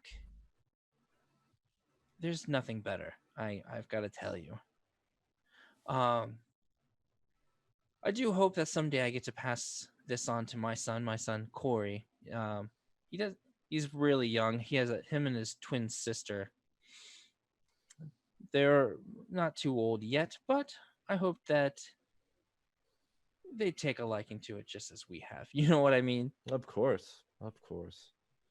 One always slightly desires their family to follow in their footsteps. Absolutely. As you travel along the road, you're traveling west towards, if you were to look at the map, you would know that you're traveling west towards Hotwell. This road is well worn, but it's easy to travel on. Woods surround all sides of you, except for the road, obviously. The sun is beginning to set in the west as you travel, so it's beginning to set before you. He tells you that his favorite tobacco weed is a name that you've never heard before.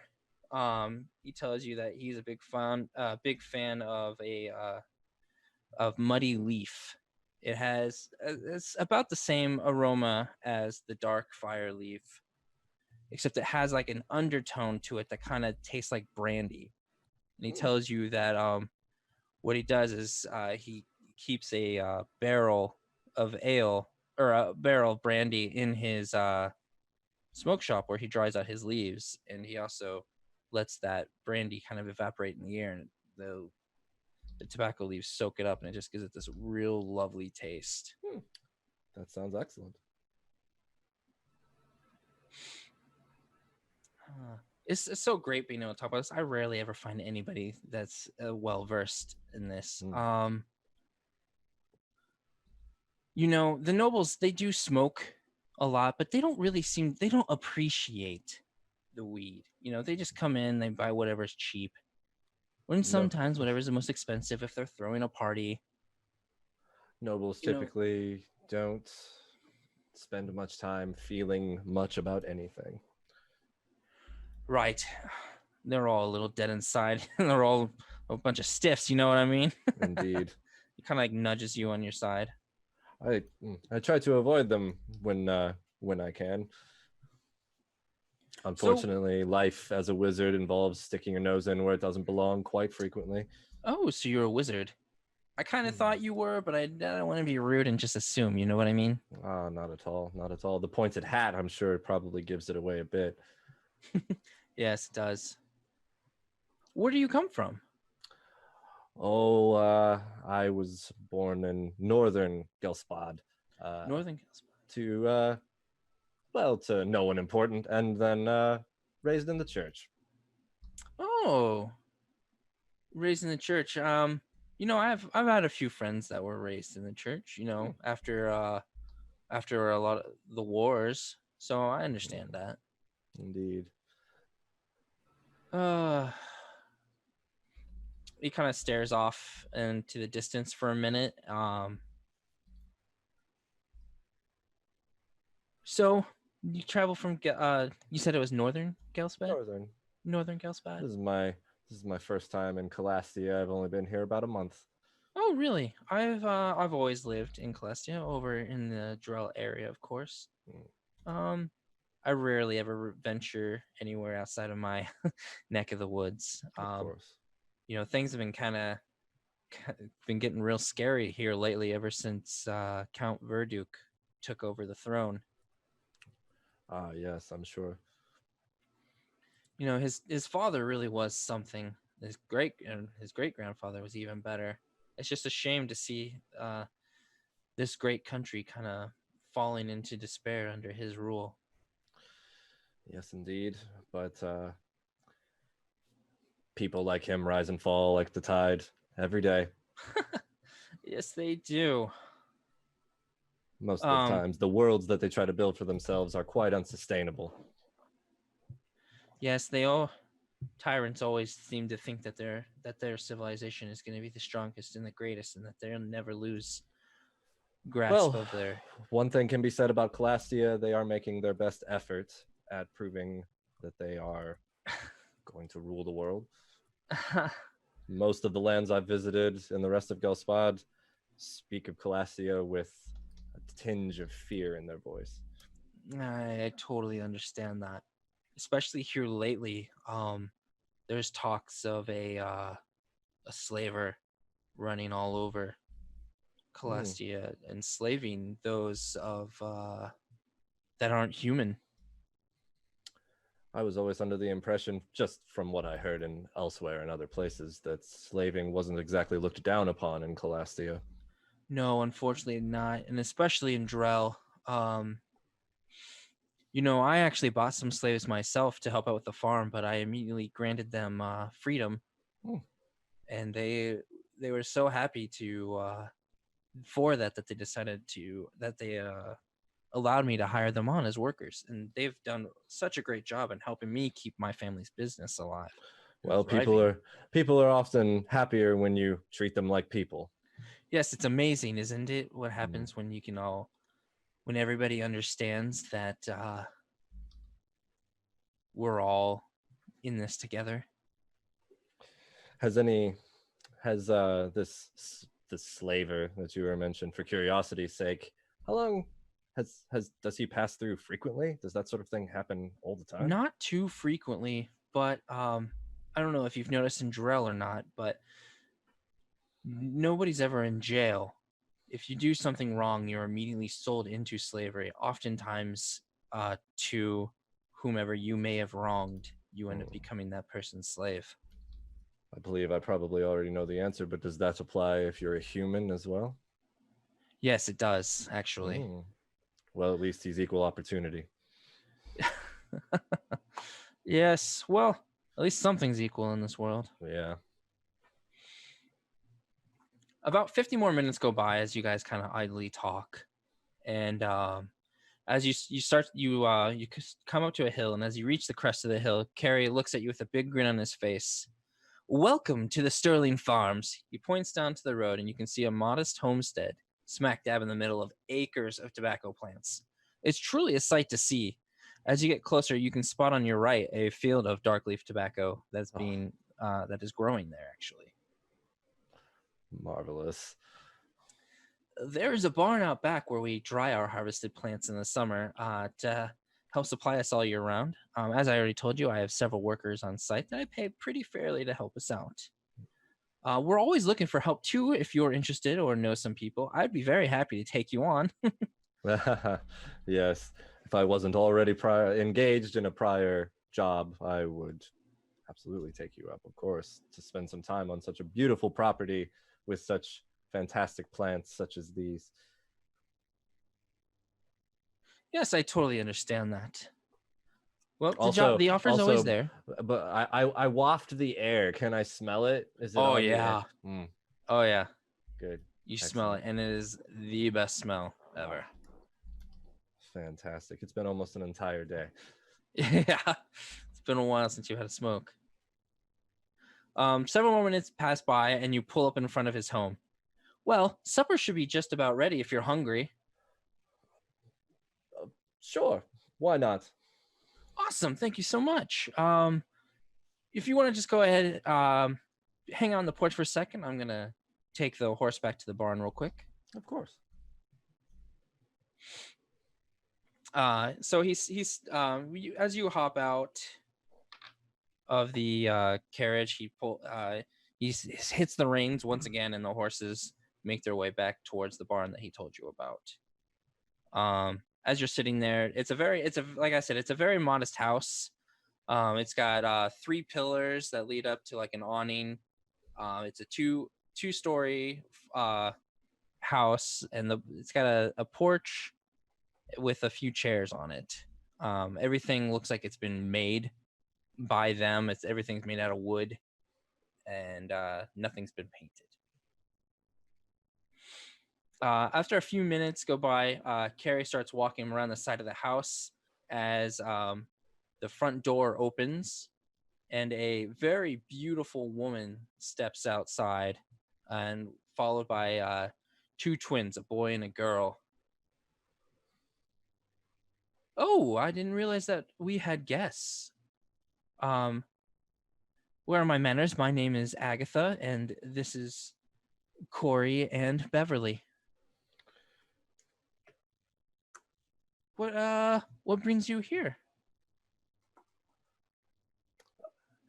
Greetings, my lady. My name is Kavdin Yor, and I'm here to procure some of your fine wares. Oh no.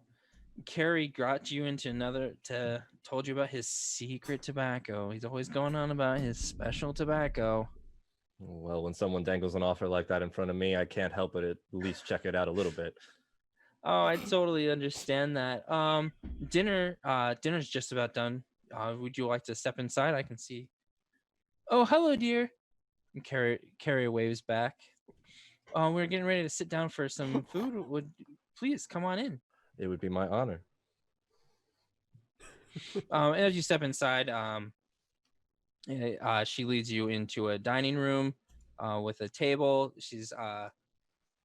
She goes and fetches you a plate and some silverware, and sets you up a spot to sit.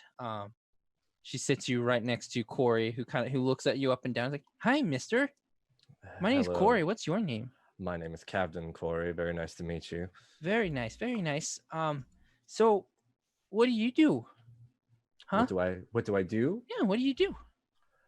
I am a wizard by trade. Ooh. So like you can like blow stuff up. Among many other things, yes. That's cool. Me and my sister can do that too. And Carrie just laughs. Oh, no, you can't. These silly kids and their imaginations. I tell ya. Well, do they regularly blow things up? No, I mean only when they're playing. You know, they like to play this weird game where they think they're blowing stuff up with their minds. But things don't actually blow up. No. Okay. Well, no. As a person who can actually make things blow up with their mind, it's not that strange. No, I assure you, nothing strange like that. Well, I don't mean strange, but nothing like that. Oh, it's fine. His wife starts bringing in the food. It is a very lovely pot roast. She brings you a plate with a very healthy serving of meat. It's got a brown broth with some potatoes and carrots. She sets a glass next to it all and fills it with water from a decanter. So, Mr. Kavdin Yor, will you be staying here for very long or just for the evening? Oh, what time is it right now? It took you about an hour, so it's a little after. It's like around 6:30ish. Okay. Oh, if everything moves along promptly, I will probably return to Drell tonight, even though if it's dark, I can manage. an hour-long trip, not that far. Are you sure? It wouldn't be any bother if you needed a place to stay. You could stay in the barn with the helping hands. Well, actually, that is more my style. I think I may take you up on that. Wonderful. I'm so glad to hear that.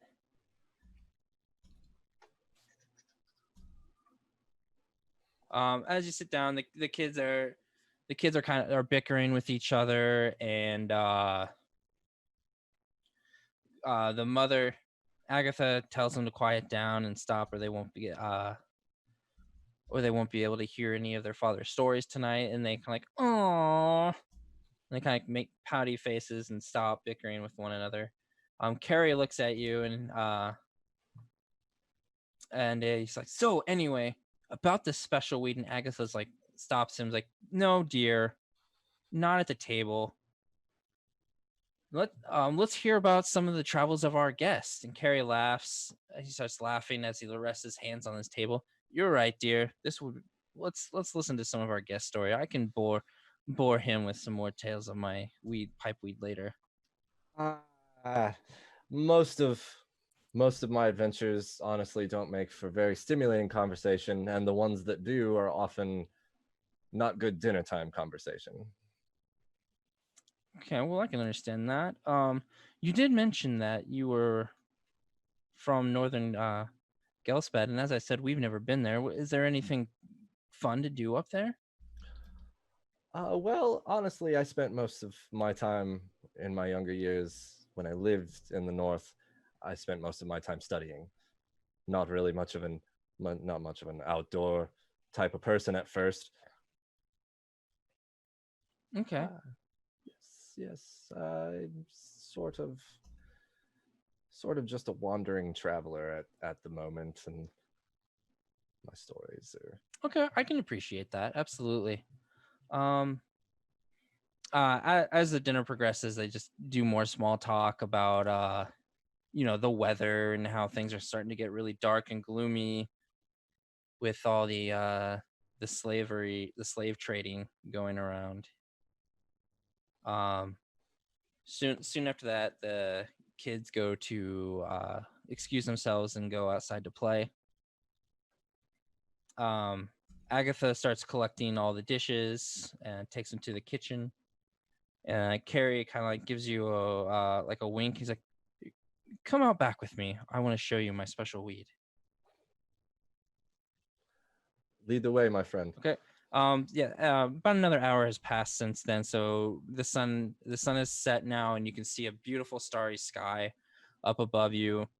The aroma of all the tobacco leaves just kind of hits you in your soul. No matter what, that scent always calms me down. It is the best. That's the only thing that makes this world the greatest is that smell.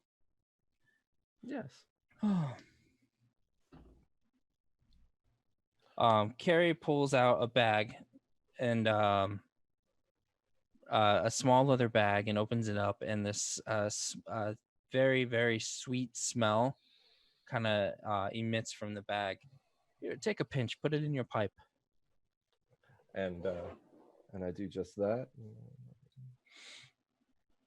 I prestidigitize a little flame on my thumb. Okay. Light that up.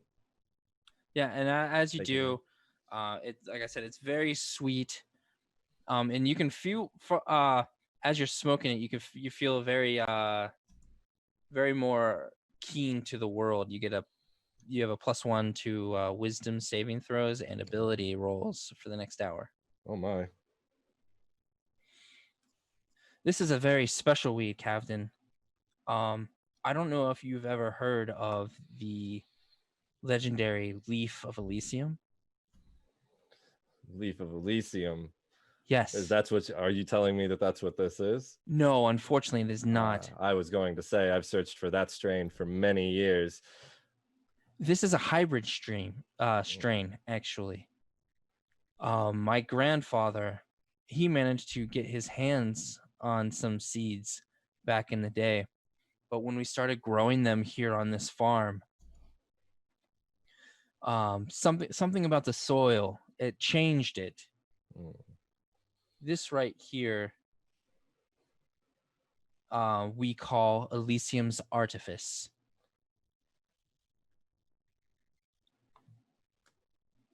They say though that the seeds came from Vashon, and the legend has it that there is a special soil there that only it can give the nutrients that the tobacco plants need for it to be leaf of Elysium. I am not surprised that it's a finicky plant. According to legend, this is the very first strain, the ones that were supposedly planted by the gods themselves. Yes, that is what I've heard.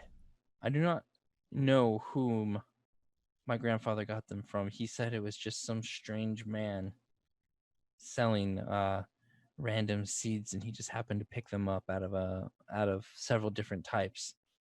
But ever since then, our family has been dedicated to growing tobacco leaves.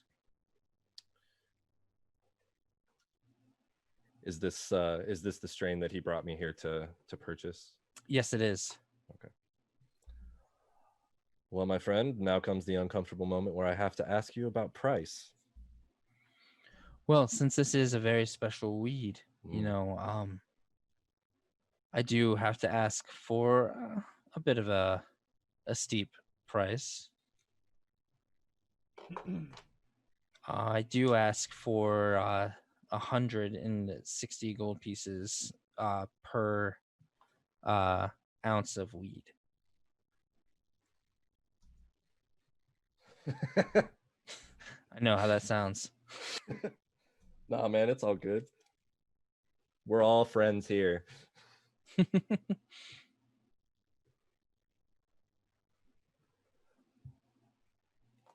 I would say that deal sounds agreeable to me.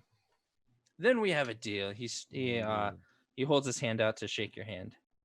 And I take it and I shake that man's hand. Ah, what a time to be alive. He hands you that pouch of tobacco. I just want to throw out here right now that doing the math on my gold when I subtracted 160 gold pieces, it landed on 420. Nice.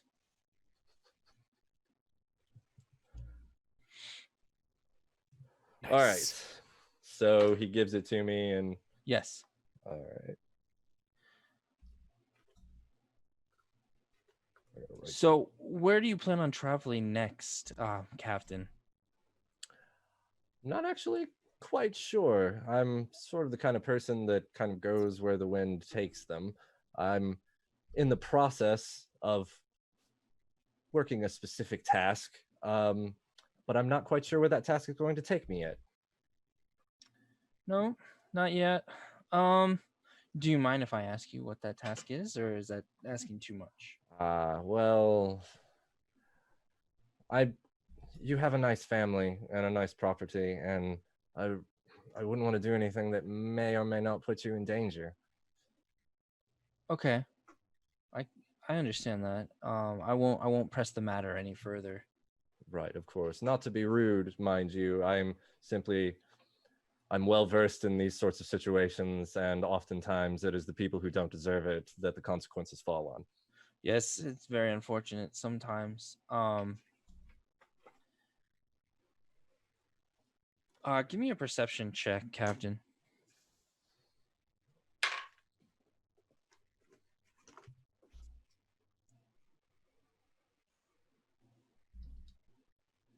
So this was perception? Yes. That is a 14. With a 14, you see out of the corner of your eye, you can see the twins out playing in the yard. Mm-hmm.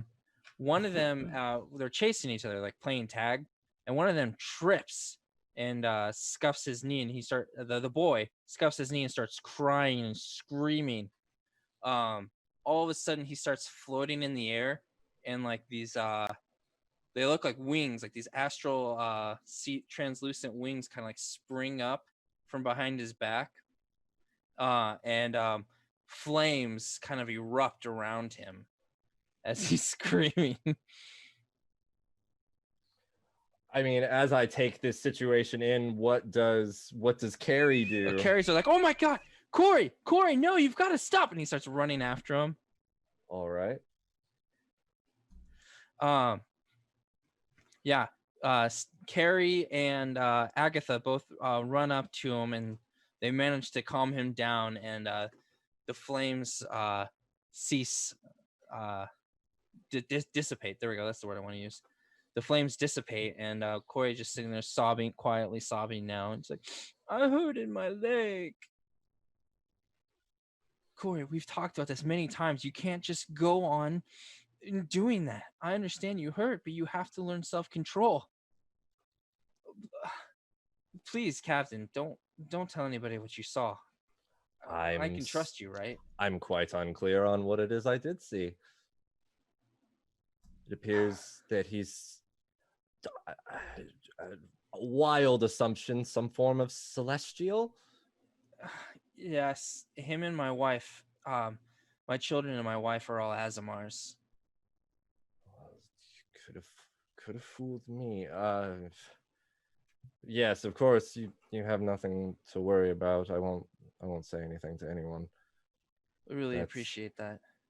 Do you keep the boy? There was the boy, right? Yes. Do you keep the boy sequestered away? Does that sort of thing? Is that what he was talking about when he said blowing things up with his mind?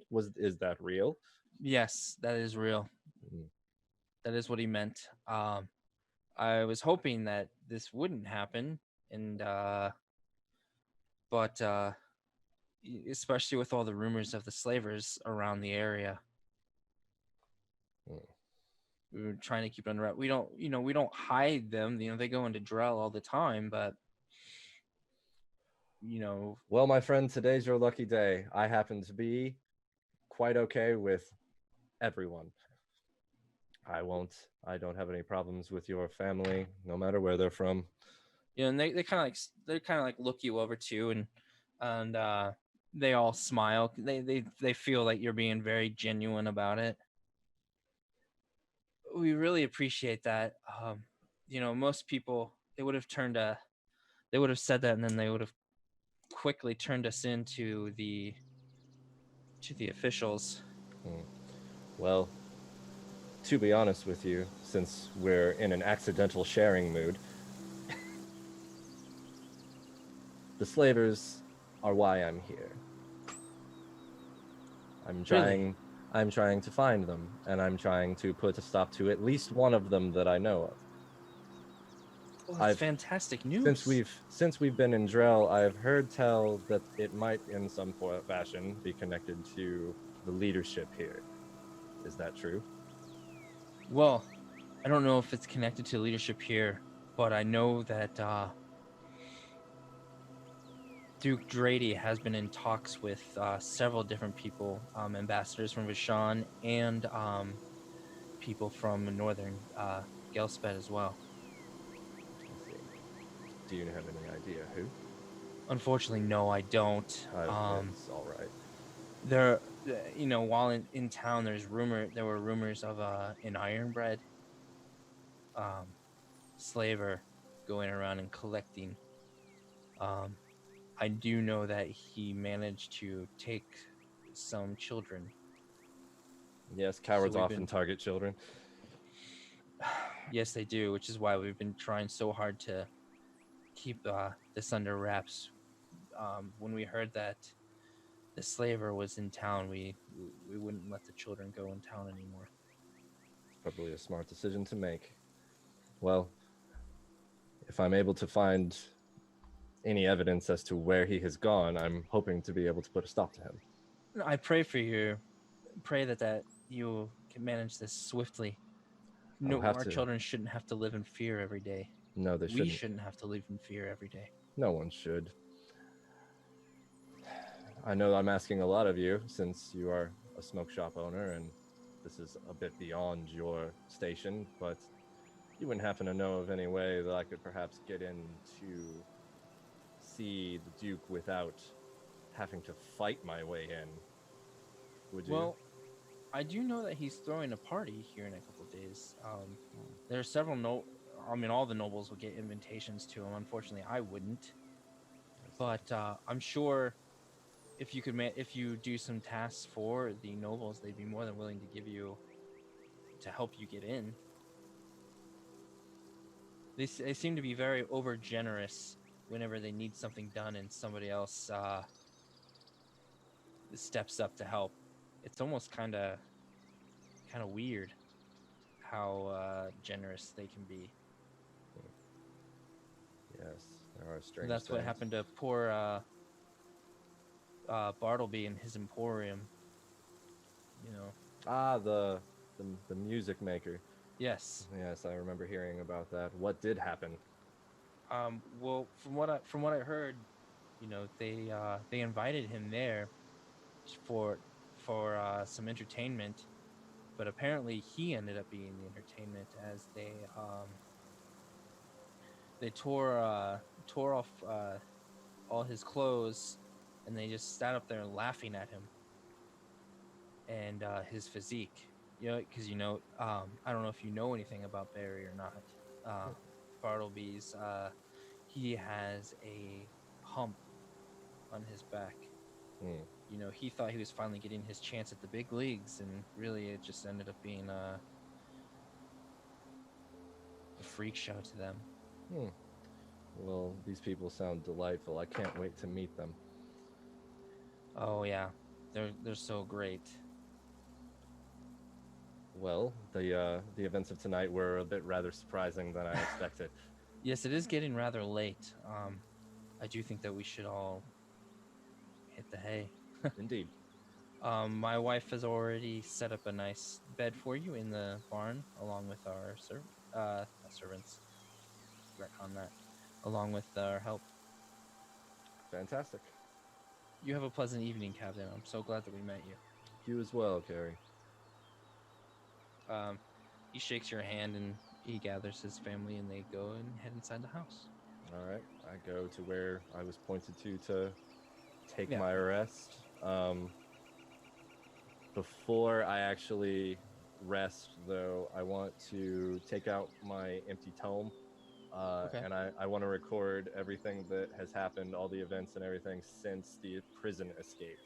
Okay. That's before that was the last time I recorded everything.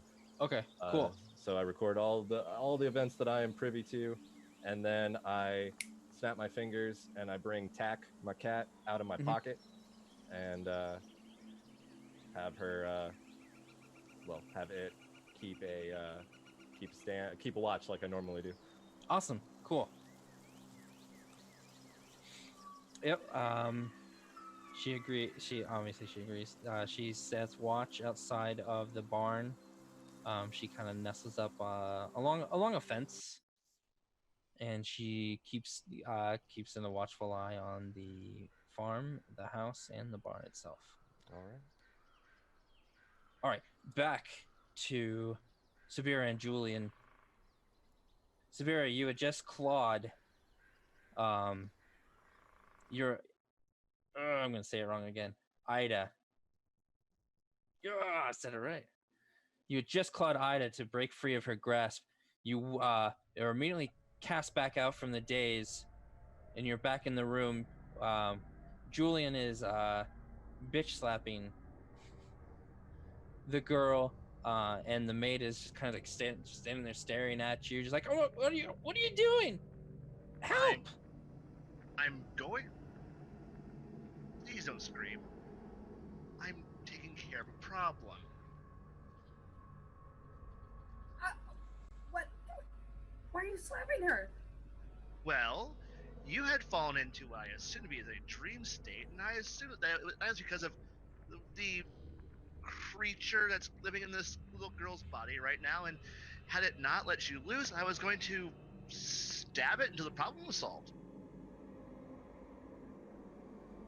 You were gonna stab the little girl? You were gonna stab my child? I didn't Little have a knife Beatrice? out yet. Your child? I was not going to kill the child. I was going to wound it so that way it would break concentration. Oh. I'm sorry. One moment. I need to get back to being. Focus.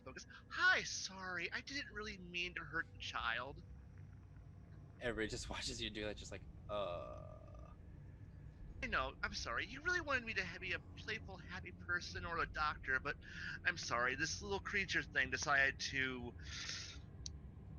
poke a little too close to home, and I really don't like that. What did you mean ignore a child? Well, I've raised her, of course. Is this the time to be worrying about sentiments like this? Yes. Help her, please. We are going to help her in. Well, considering you have the same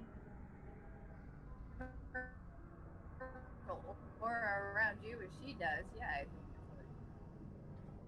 think The same aura? What do you mean? whatever is happening to her is happening to you. I don't know what you mean. What do you mean the same thing is happening to me? Look, I don't want to jump to conclusions or profile you due to being a tiefling, but certain things do have similarities here, but you think I did this? No. She cuts you off. No. Unless you're insinuating that. I'm not insinuating anything. You are saying I have the same aura as whatever is happening to poor little Beatrice. Yeah, so. And I don't appreciate it very much. Making her sick is making you sick too. I need an acrobatic check from both of you.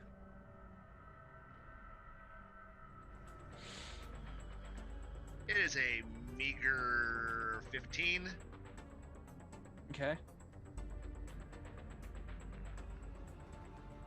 I am also a 15. Okay. Yeah, you both fail, unfortunately, and right after she says that, two toys get flung at your heads.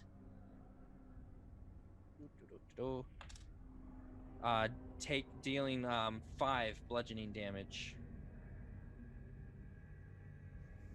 That will be enough out of you. Just a little slap.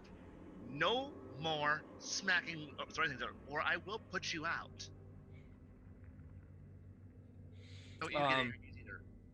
The girl looks at you and then once again speaks in a language you don't understand, saying, "You will put me out. No one will put me out. I will have my revenge. These people will see. They will all see. You do not get to make a slave out of me."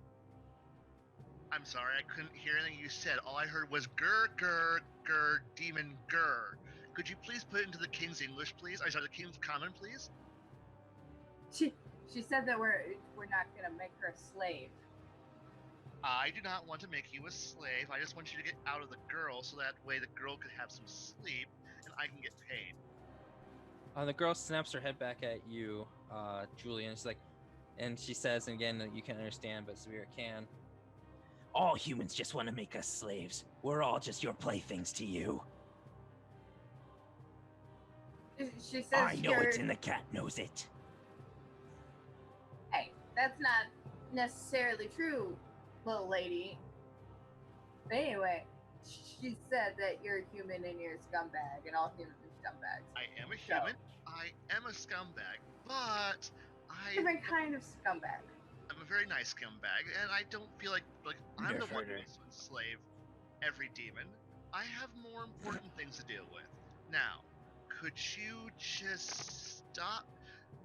One second. Could you just stop being a monster for 2 seconds and maybe cooperate with me? Maybe I might be able to make a deal with you. And demons like deals, right? I love deals. She does not make a deal with you. Go ahead and roll new initiatives. Darn. Ow! A meager 11, I'm sorry. 9. No. Yes, 9. Alright, the new initiative orders are going to be the girl, Julian, and then Subira.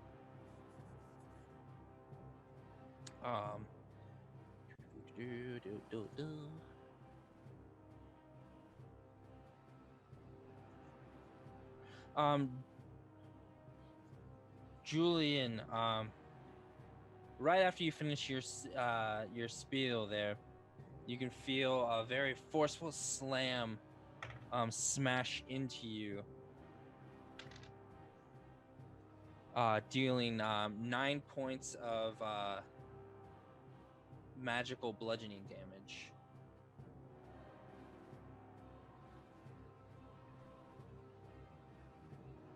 She doesn't say anything, but she does start to like scream, like she's in a fit of rage.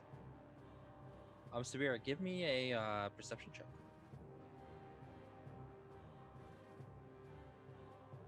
Natural 1. Ooh.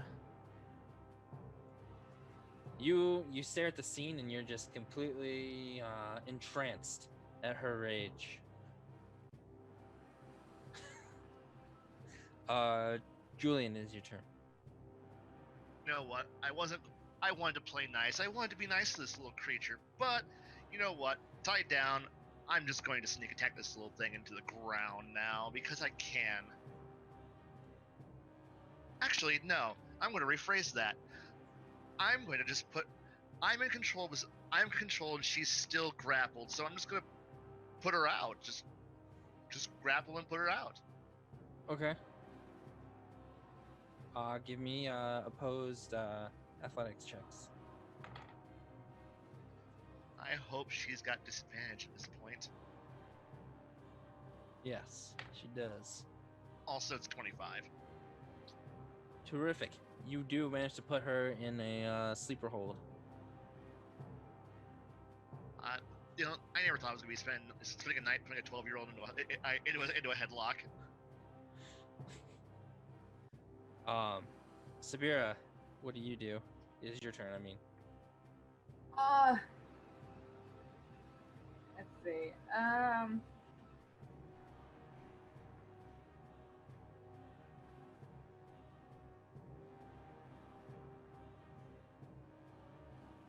We're gonna cast sleep. Okay.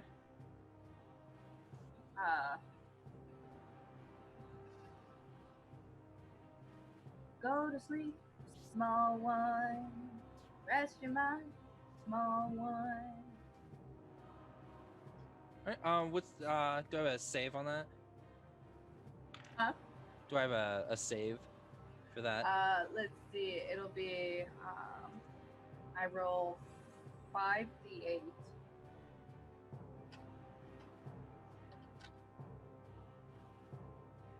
Okay, so you can do five hit dice. And then the total is how many hit points of the creature the spell can affect. Creatures within 20 feet of a point you choose within range are affected in ascending order of their current hit points. Okay. Yeah, the little girl falls asleep, and when she falls asleep, you could see an outline of something kind of like leave her body. Okay.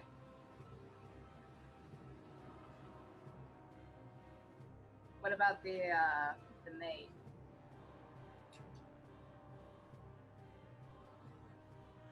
The maid, yes, she also falls asleep. And what does the cloud of ectoplasm do? It's kind of just sitting there floating in front of you.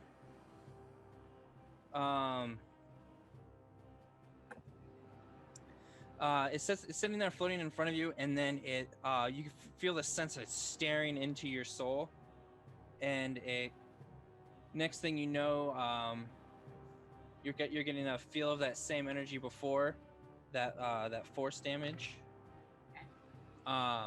It hits you. It slams into your chest. Ugh. For 13 bludgeoning damage. Bludgeoning magical damage. Not for both of us? No, that's just for Subira. No acrobatic saves? Unfortunately, not this time.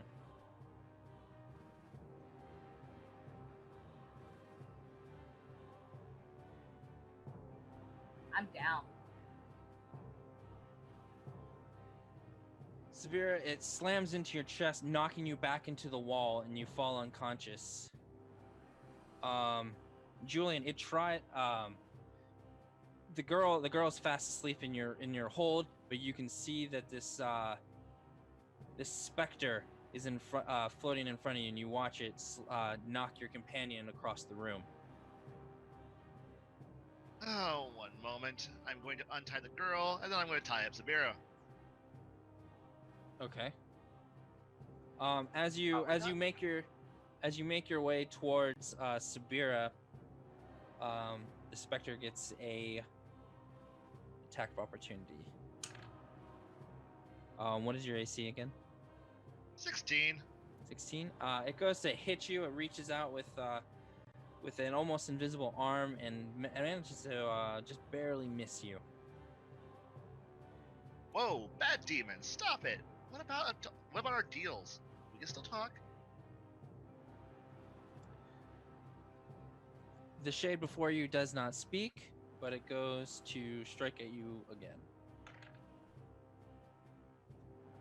You get slammed into your shoulder for 8 points of bludgeoning damage.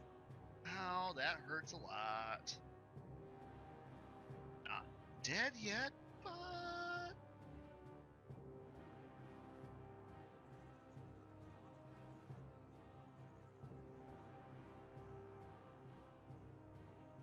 It is your turn, Julian. Sorry, I don't feel like stabbing Subira, because, yeah, I also don't feel like getting killed by this thing just yet. Crud. And it can, obviously it can attack without, crud, I don't have any tricks. I'm a talker, not a killer.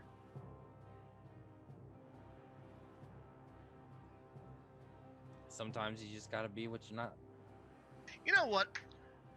I'm gonna do what I do best. I'm gonna try to intimidate this thing. Okay. Make it back the hell down. Literally gonna just tell it that I will kill its host.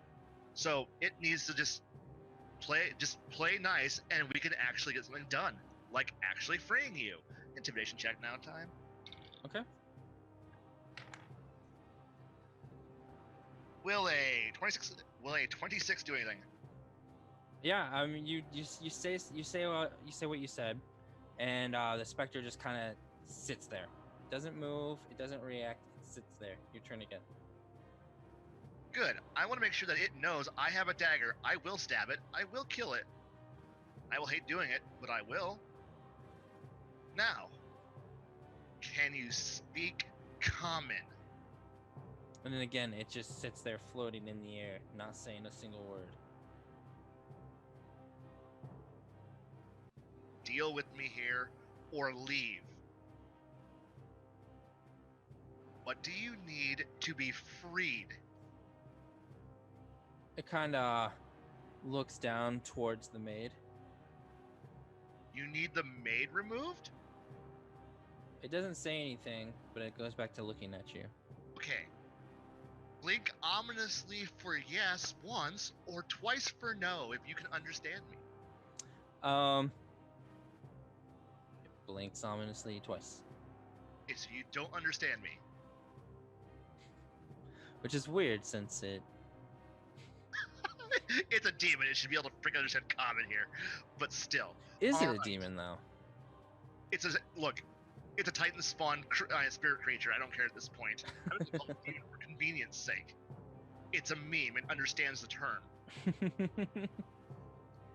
Look, so do you want me to just stab the maid for you?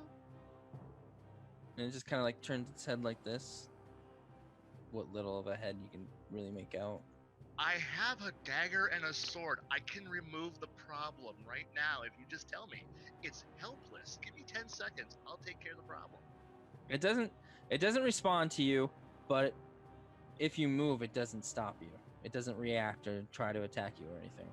So, moving over there, little shiny piece of metal that's sharp, going, yes? No. And it just kind of looks at you, kind of like like a puppy does. When you... Okay, I don't understand puppy dog because I don't like animals. So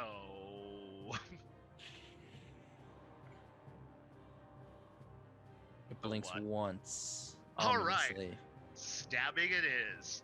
Stabbing solves all problems. So, yep, stabbing it is. Ring, ring, ring. Yeah.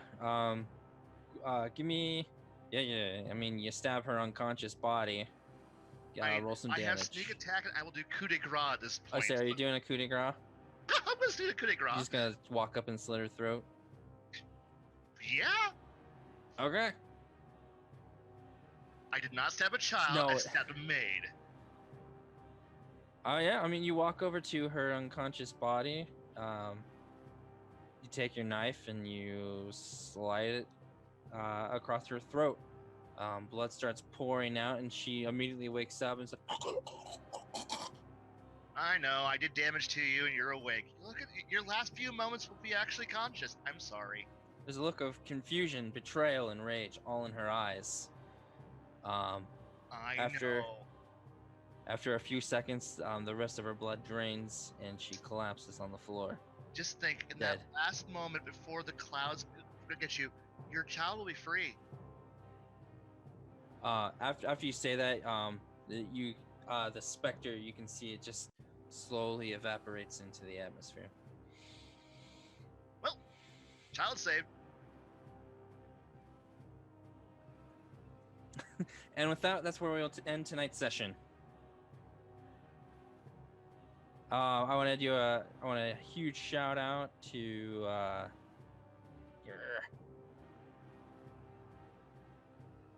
Gamebox Infinite for hosting us. It's the Sheriff for hosting, and MatchesMalone, and of course to Onyx Path Publishing. Without you guys, we wouldn't have the content we need. Thank you guys so much, and we will see you again in 2 weeks for episode 12. Hopefully next Tuesday we'll be returning with Let's Create Something Awesome Together. Hopefully I'll have a guest for something very special. I don't know what we're going to be doing for yet. I've just been told to be prepared to actually make something. So, Tuesday Awesome. at 7 p.m. Well, I hope to see you guys there. Thank you so much for coming and watching. We love you. Stay safe in this crazy world, and have a great night. Bye.